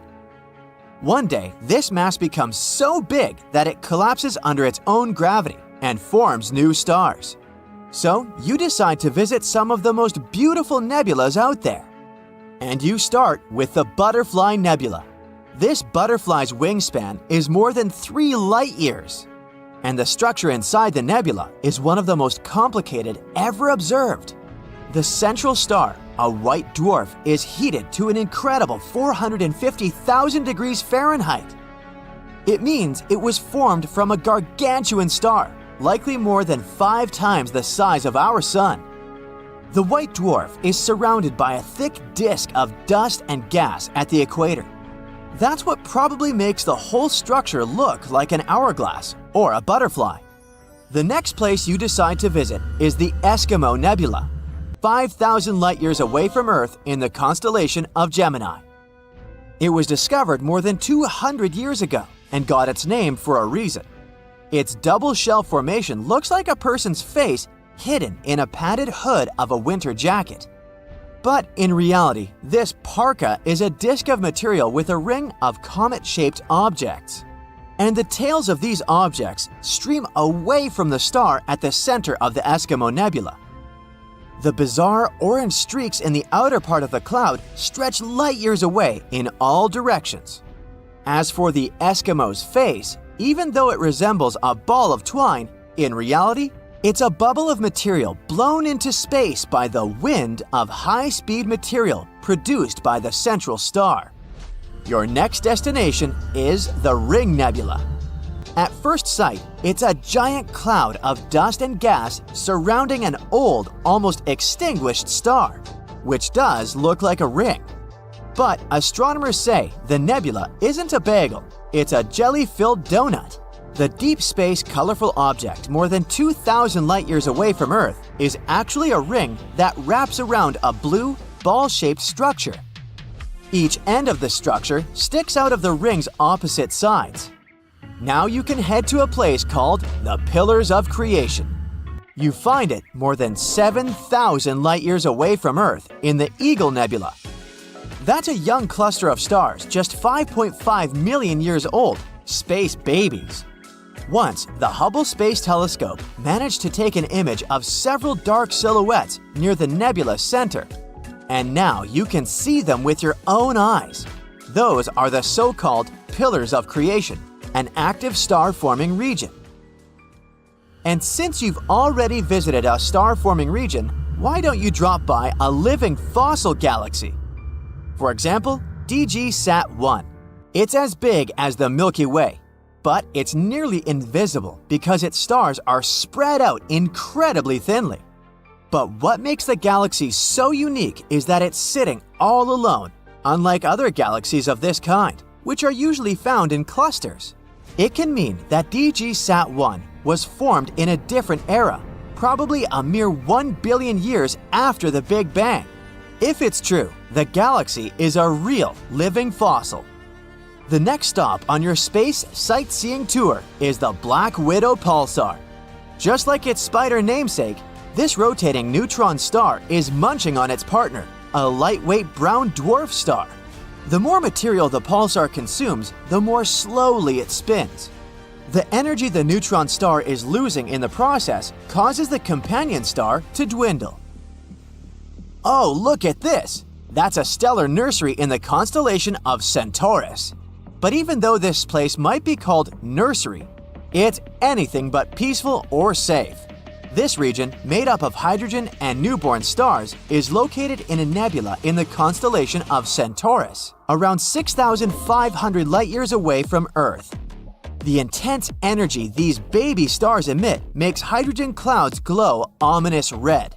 This energy is so powerful that it's eating away dark clouds of dust, and they're disappearing like lumps of butter on a hot frying pan. You're continuing your journey when you see something absolutely amazing, a cloud of water floating in space. To be more precise, it's a cloud of water vapor surrounding a supermassive black hole 12 billion light-years away from Earth. The cloud contains 140 trillion times the entire volume of water on our planet. Astronomers believe this water cloud appeared just 1.6 billion years later than the universe itself. Black holes are massive, the densest objects in the universe. They have such a great mass that their gravitational pull doesn't let anything, even light, escape their clutches. But in this terrifying world of black holes, there are monsters that are in a league of their own. Recently, astronomers discovered a black hole that is 33 billion times as heavy as our Sun.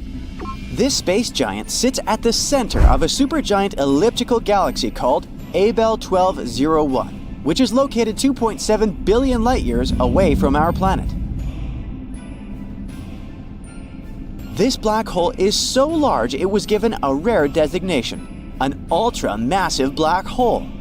No wonder. It's more than 8,000 times heavier than the supermassive black hole at the center of our home Milky Way galaxy. This ultramassive black hole was the first one to be discovered with the help of gravitational lensing. This method is based on the fact that very massive objects such as galaxies bend the light from a more distant object, magnifying it. A great thing about this method of research is that it allows astronomers to study inactive black holes too. It could help us detect loads of new black holes beyond our universe. That's what the area surrounding our galaxy is called. Probably it would help us find some exotic objects we've never seen before. Now, let's speak about another awesome instrument that efficiently helps us explore space, the James Webb Space Telescope. When it stares at young galaxies, which would look like mere red specks to you, it sees an astonishing number of cyclones churning at their centers. Those are black holes. Interestingly, giant black holes were believed to be big players in early cosmic history. But James Webb regularly finds an unexpected number of these beasts.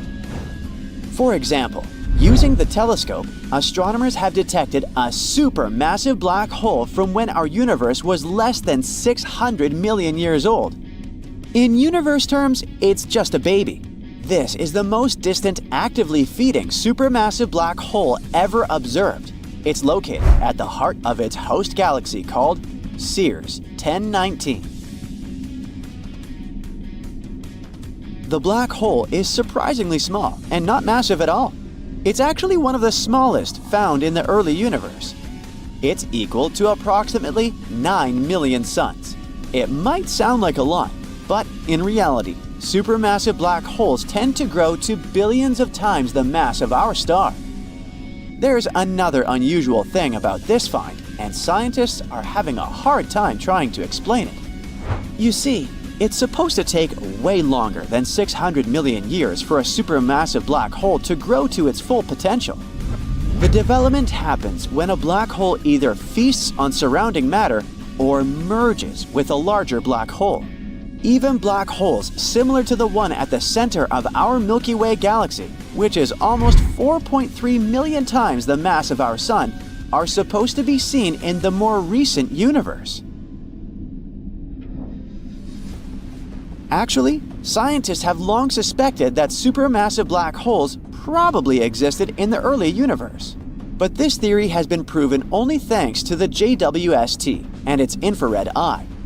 It's shown that the black hole Scariest 1019 is actively munching on all the matter it can lay its hands on. Such feeding black holes are usually surrounded by swirls of gas and dust, falling inside them, called accretion disks. The gravitational force of a black hole heats this matter, and it makes the disk shine. And that's not all. Extra strong magnetic fields produced in this process channel the matter to the poles of the black hole. From time to time, this matter is released into space in twin, powerful jets.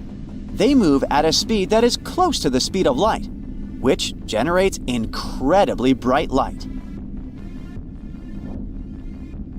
Astronomers were watching the galaxy hosting the unusual old black hole as part of the Cosmic Evolution Early Release Since survey. They saw the galaxy as it was when our 13.8 billion-year-old universe was just 570 million years old.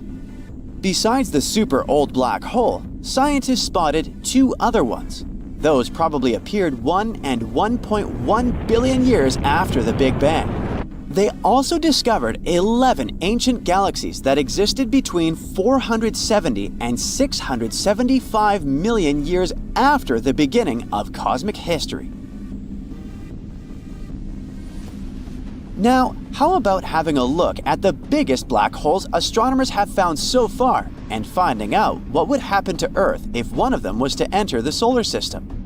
NGC 6166 is a monster that has grown to have a mass of 30 billion solar masses. It's an elliptical galaxy that has an active nucleus at the center.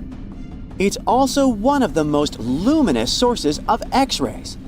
The galaxy's supermassive black hole powers two symmetric radio jets in the opposite direction, which is the result of the infall of gas into its center. Another peculiar thing about NGC 6166 is that it shows a blue shift, which means it's moving towards us. Is it time to pack up and move out of our solar system? The next supermassive black hole is located in the constellation of Draco, approximately 10.4 gigalight-years from us.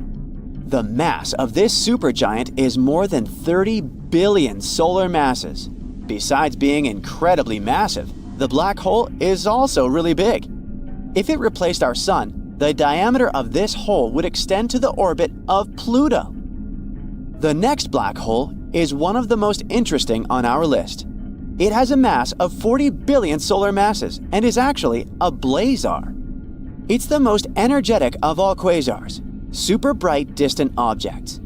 The blazar's luminosity is 300 trillion times that of the Sun, and more than 25,000 times as great as the luminosity of all 100 to 400 billion stars of the Milky Way galaxy combined. But since the distance to this quasar is about 12.1 billion light-years, we can't see it directly. But we know that the central black hole of the quasar consumes huge amounts of matter. About 4,000 solar masses of material every year. IC 1101 is a supergiant elliptical galaxy. It's the most massive known galaxy so far. Since this galaxy is elliptical, it isn't filled with gas. That's why the star formation in that region is very low. As for the black hole at the center of this galaxy, it lies in the mass range of 40 to 100 billion solar masses and emits clear radio signals. But wait for this champion. Astronomers have discovered a gravitational space wonder that has grown to really unimaginable proportions. The black hole I'm talking about is TON 618, and it's a mind-boggling 66 billion solar masses. Yep, we've got another ultra-massive black hole here. Imagine gathering all the stars in our home Milky Way galaxy and squishing the matter they're made of into one black hole. And it still won't be enough to create a TON 618. If this monster of a black hole replaced the Sun, its radius would be more than 40 times the size of Neptune's orbit.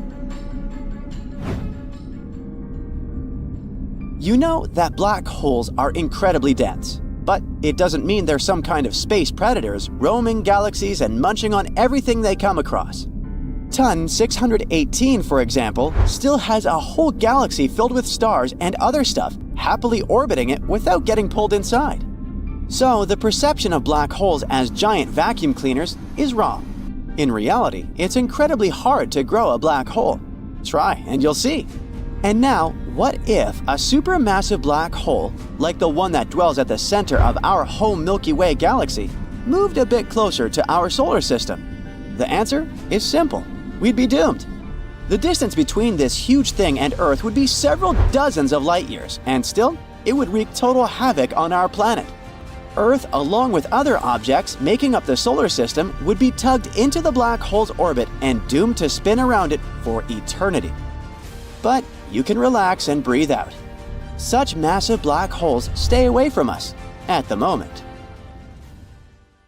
This planet is as light as that piece of fluff stuck to your sweater. In the scientific world, it's called WASP 193b, but let's call it the Cotton Candy Planet. It's located around 1,200 light-years away from us. Sure thing we'll never see it with our own eyes, but scientists say the Cotton Candy Planet is pretty much Jupiter's bigger, bouncier cousin, 50% more massive. It has an extremely low density combined with other factors, such as high temperatures and the infrared brightness of its host star, that make it look special. May I have a close-up here, please? Thank you. See how fluffy it is? Right now, you understand that it would be impossible to stand on its surface. Anyways, it's not often that you meet something like WASP 193b at a planetary party. Such planets might be fluffy because they're getting cooked by their parent stars, puffing up like a marshmallow that's seen too much campfire action.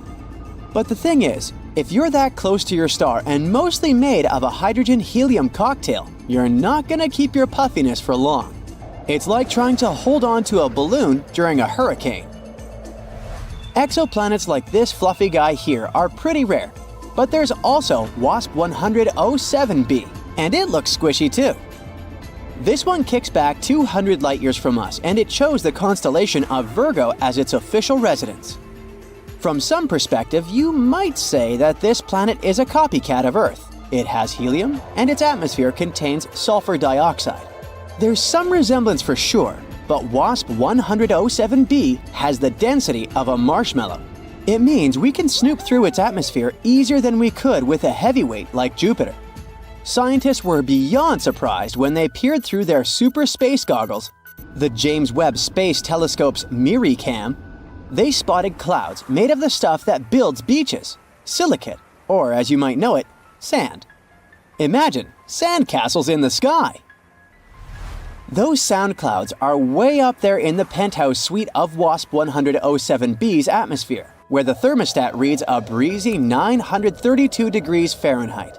Normally, you'd need 1,832 degrees Fahrenheit to cook up this kind of cloud, so scientists are scratching their heads.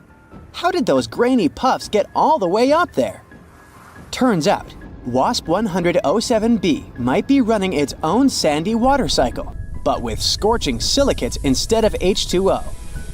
Silicate particles get whooshed up from the sizzling lower levels by some sort of cosmic elevator, and then they cool off, party together as clouds, and sprinkle down a silicate drizzle. Nobody's packing sunscreen for this kind of sandstorm, though. Now look at this Kepler planet family located in the Kepler 51 star system. This cosmic three-pack hangs around 2,400 light-years away, looking huge but having the same density as your favorite snack. And it's cotton candy yet again. Scientists have been digging into what these space treats are made of. They now believe these puffball planets are big hydrogen-helium gas balloons with a generous smearing of methane haze. It also turns out these planets might be going through a cosmic downsize. Now, let's talk about a planet called Mascara 5b. Nope, it doesn't look like one of those cosmetic tubes from your mom's drawer. Scientists say it's one of the hottest planets ever discovered. They call it an ultra-hot Jupiter, showing off its impressive size, almost twice as big as our very own Jupiter. The dayside temperature is around a scorching 4,892 degrees Fahrenheit, while the night side hits 4,172 degrees Fahrenheit. No chance for any sort of life to survive out there. Actually, it's the second hottest night-side temperature ever recorded. To put it in perspective, the temperature of molten lava sits between 1,292 degrees Fahrenheit and 2,282 degrees Fahrenheit. So, the planet is a whole lot hotter than this scorching liquid rock. Its temperatures even surpass the melting point of most metals, which is around 3,632 degrees Fahrenheit. Scientists mention that the insane heat on this planet is comparable to the exhaust of a rocket engine. Back in 2005, one famous star called... Wait, is that a name or a phone number? Whatever. So, turns out this star has a hot sister, and they have very similar names. This hot sister has B at the end. Well, this place looks like something from a sci-fi movie as it rocks a mesmerizing blue marble vibe, according to NASA. Such an appearance results from an atmosphere packed with hazy clouds laced with glass. The rain on this planet is glass-filled precipitation that likes to fall sideways, thanks to fierce winds blowing at a speed of 5,400 miles per hour. And yeah, it's the hot sister for a reason. Scientists have measured the daytime temperatures in this nightmarish world. It's around 1,700 degrees Fahrenheit. So when it rains on this planet, it's more like molten glass pouring down instead of your typical waterworks. You may not know it, but space is swarming with wasps. I'm talking about planets called WASP. Meet WASP 76b. This sizzling hot Jupiter-like planet is so out of this world, it rains iron at night there. The daytime side is no less of a fiery nightmare. The temperature there is about 4,300 degrees Fahrenheit. WASP 76b may be slightly smaller than Jupiter, but don't underestimate its grandeur. This fireball is located 640 light-years away from Earth. And its terrifying climate is the result of one seriously extreme orbit. You see, these gas giants are fittingly known as hot Jupiters. They like to keep it hot, so they orbit way too close to their scorching host stars. In this case, WASP 76b is nearly 10 times closer to its star than Mercury is to our Sun. That's way too close for comfort, leaving this rebellious planet tidally locked to the star. So, while one side basks in eternal light, the other is trapped in perpetual darkness. 55 Cancri E is a total gem. It's the raddest super-Earth ever spotted. Scientists initially believed it was packed with so much carbon that its insides were blinged out with diamonds, thanks to insane pressure and sizzling temperatures of 4,892 degrees Fahrenheit. But researchers put a dent in the diamond hype, showing there was actually less carbon than we had originally thought. Well, diamonds aren't actually that rare and expensive after all. they're just well marketed. The last destination for today is GJ 1214b, located 40 light-years away from Earth.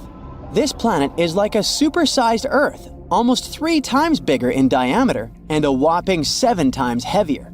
It orbits around its red dwarf star faster than you can finish a pizza, finishing a complete loop every 38 hours. But it's not just the planet's size or orbit that's out of this world. It's pretty hot out there, with mind-melting 450 degrees Fahrenheit. But the coolest thing is that this planet is practically drowning in water. The sizzling temperatures and crazy high pressures on GJ 1214b create some super cool materials like hot ice and superfluid water. Superfluidity is something that happens in liquid helium when it's almost as cold as it can get. On Earth, water totally missed the memo on being superfluid because it needs ridiculously low temperatures and off-the-chart pressures to pull off that trick. Still, there's not much use in superfluid water. Even if you try it, you'll just get dehydrated. How about a mysterious object that used to orbit between Mars and Jupiter? At one point in the early days of the solar system, it was destroyed by some catastrophic event. This space body is called Phaeton, and this planet is totally hypothetical. But some people believe that the debris the planet left behind could have formed the asteroid belt. If you like this kind of content, please give it a non-hypothetical like and subscribe. Your support is very important to us. Thank you. Now, at the start of the 19th century, people hadn't discovered the asteroid belt yet. But in 1801, one astronomer spotted the largest asteroid in our solar system, Ceres. At that time, it was believed that a planet was orbiting between Mars and Jupiter, and Ceres seemed to be a suitable candidate. But the next year, another astronomer discovered one more space object with a similar orbit. It was an asteroid that was later named Pallas. These discoveries made scientists conclude that these 2 objects could have been fragments of the very planet that had once been dwelling between Mars and Jupiter. The following discovery of 2 more asteroids, Juno and Vesta, seemed to confirm this idea. Only in the 20th century did the hypothetical planet get its name, Phaeton. It was actually a name taken from Greek mythology, meaning Shining One. The hero with this name was the son of the sun deity, Helios, who rode his solar chariot across the sky every day, giving humans the heat and light necessary for survival. One day, Helios allowed Phaeton to drive his chariot. But the sun didn't manage to control the horses. Everything went wrong, and Earth was about to burn down. That's why the main deity, Zeus, had to stop Phaeton with a thunderbolt. The idea of the asteroid belt being the sad result of the planet's destruction was called the disruption theory. And of course, there were several ideas explaining the planet's tragic fate. The most obvious one is that Phaeton was hit by a large space object. It could be another hypothetical body called Nemesis. Some people believe that it's our sun's companion star. According to this theory, the sun has a small companion star that has an extremely elliptical orbit. This orbit periodically brings it close to the Oort cloud, a large sphere of icy objects surrounding the sun. This, in turn, causes a lot of mess.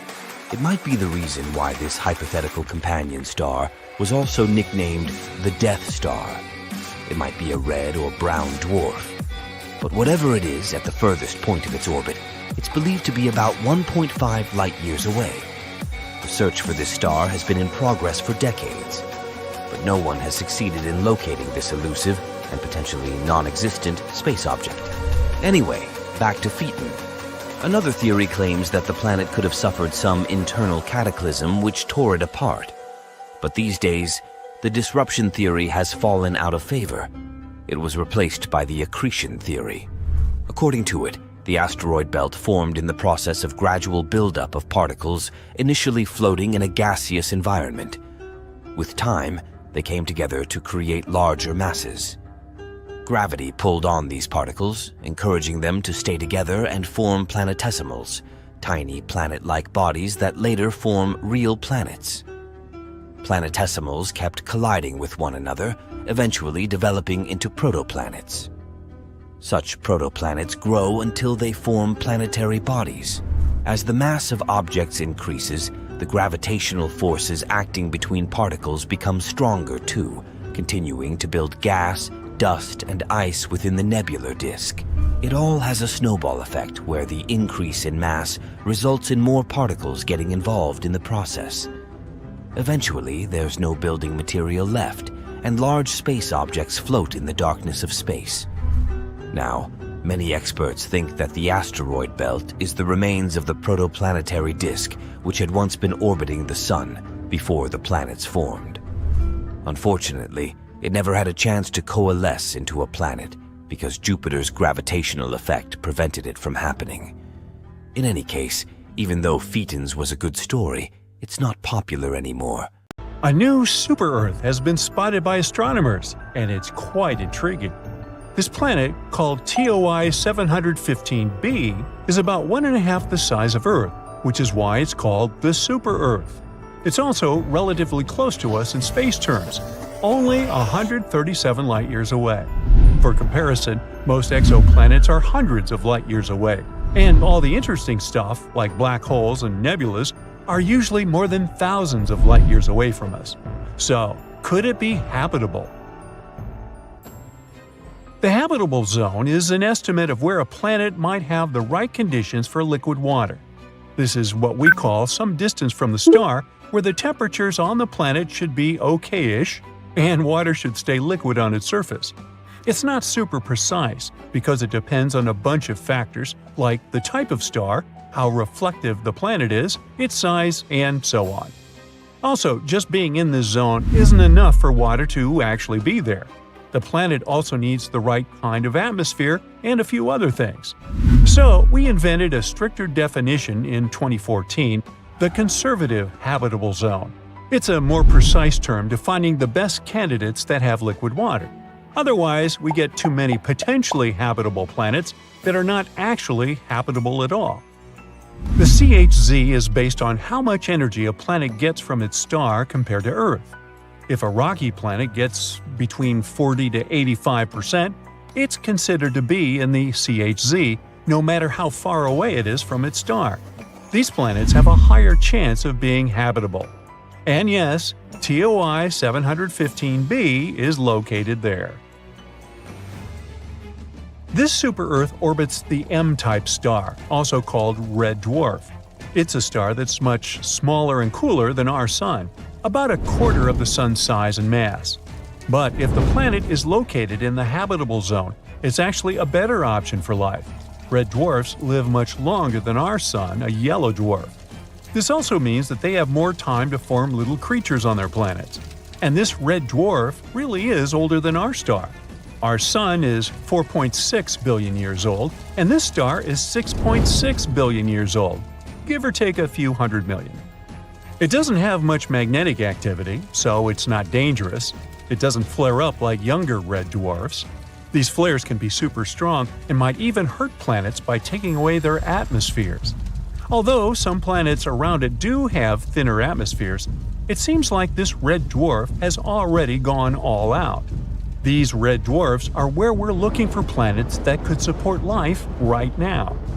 Our super-Earth is really close to its star, zooming around it in just 19 days. Since the star is small and the planet is so close, the planet passing in front of its star happens a lot and looks really clear. This makes it easy for telescopes like the James Webb to study its atmosphere without needing too much time. Now, speaking of the James Webb Space Telescope, it's bringing us into a new era of understanding distant planets beyond our solar system. Imagine being able to see what gases make up the air on a planet millions of light years away. James Webb will help us to find worlds that could support life. Right now, it's trying to figure out whether TOI 715b has an atmosphere. If it does, its atmosphere might be easier to spot compared to a planet that's drier and denser. And then we might get even more height because it would look like a good place for life. On top of all that, there might be another planet in this system, also in the habitable zone. We're not sure whether it's really there, it's just a candidate with a crazy name. But if it turns out to be real, it would be about the size of Earth. Also, it would be the smallest planet in the habitable zone ever spotted by the TESS telescope. Now, another cool thing about TOI 715b is that it cannot just have water on it, but be an entire water world. An ocean planet is a type of planet that has an ocean covering its surface or has subsurface oceans. They might not have much dry land because the water can cover everything. Sometimes the entire planet can be covered in other liquids, like lava or ammonia. When it comes to planets outside our solar system, we can't see surface water directly with our current technology. Instead, scientists look for water vapor in the atmosphere as a hint there might be liquid water below. And of course, we wonder if these planets can have life, hopefully not in the form of Leviathan-like monsters. Our models show that planets with oceans might be pretty common in our galaxy. This means there could be lots of ocean worlds out there waiting to be discovered. But the most important part about TOI 715b is that it's in the so-called small planet radius gap. If we give the planets a lineup, there will be those that are bigger and smaller than Earth. But there's a sudden gap in planets that are about from 1.5 to 2 times bigger than ours. Where are they? This gap is interesting to scientists because it tells us something about how planets form and change over time. It's not that planets don't form in this size range. They actually start off larger and then lose some of their mass, like a balloon gradually deflating. Perhaps it happens because of how they orbit their stars, with stars blowing away some of their mass as they dance around it, as our Sun does with gas from comet tails. This gap holds a lot of mystery, and planets, like our new super-Earth, are clues that could help us unravel it. We aren't sure whether it exists around red dwarfs. Maybe it's a gap in how dense these planets are, rather than in their actual size. So studying our discovered planet is even more interesting. It'll help us learn more about distant stars and their planets. Now, I mentioned TESS a while back. NASA's TESS, Transiting Exoplanet Survey Satellite, has been in space for 6 years now and has been incredibly successful. NASA launched TESS because we already found over 5,000 planets orbiting other stars, mainly thanks to the Kepler telescope. But Kepler mostly found large planets, not necessarily like Earth. We decided to focus TESS on finding smaller Earth-like planets around nearby bright stars, making them easier to study with future telescopes. Here's how it works. The camera observes stars and looks for changes in their brightness.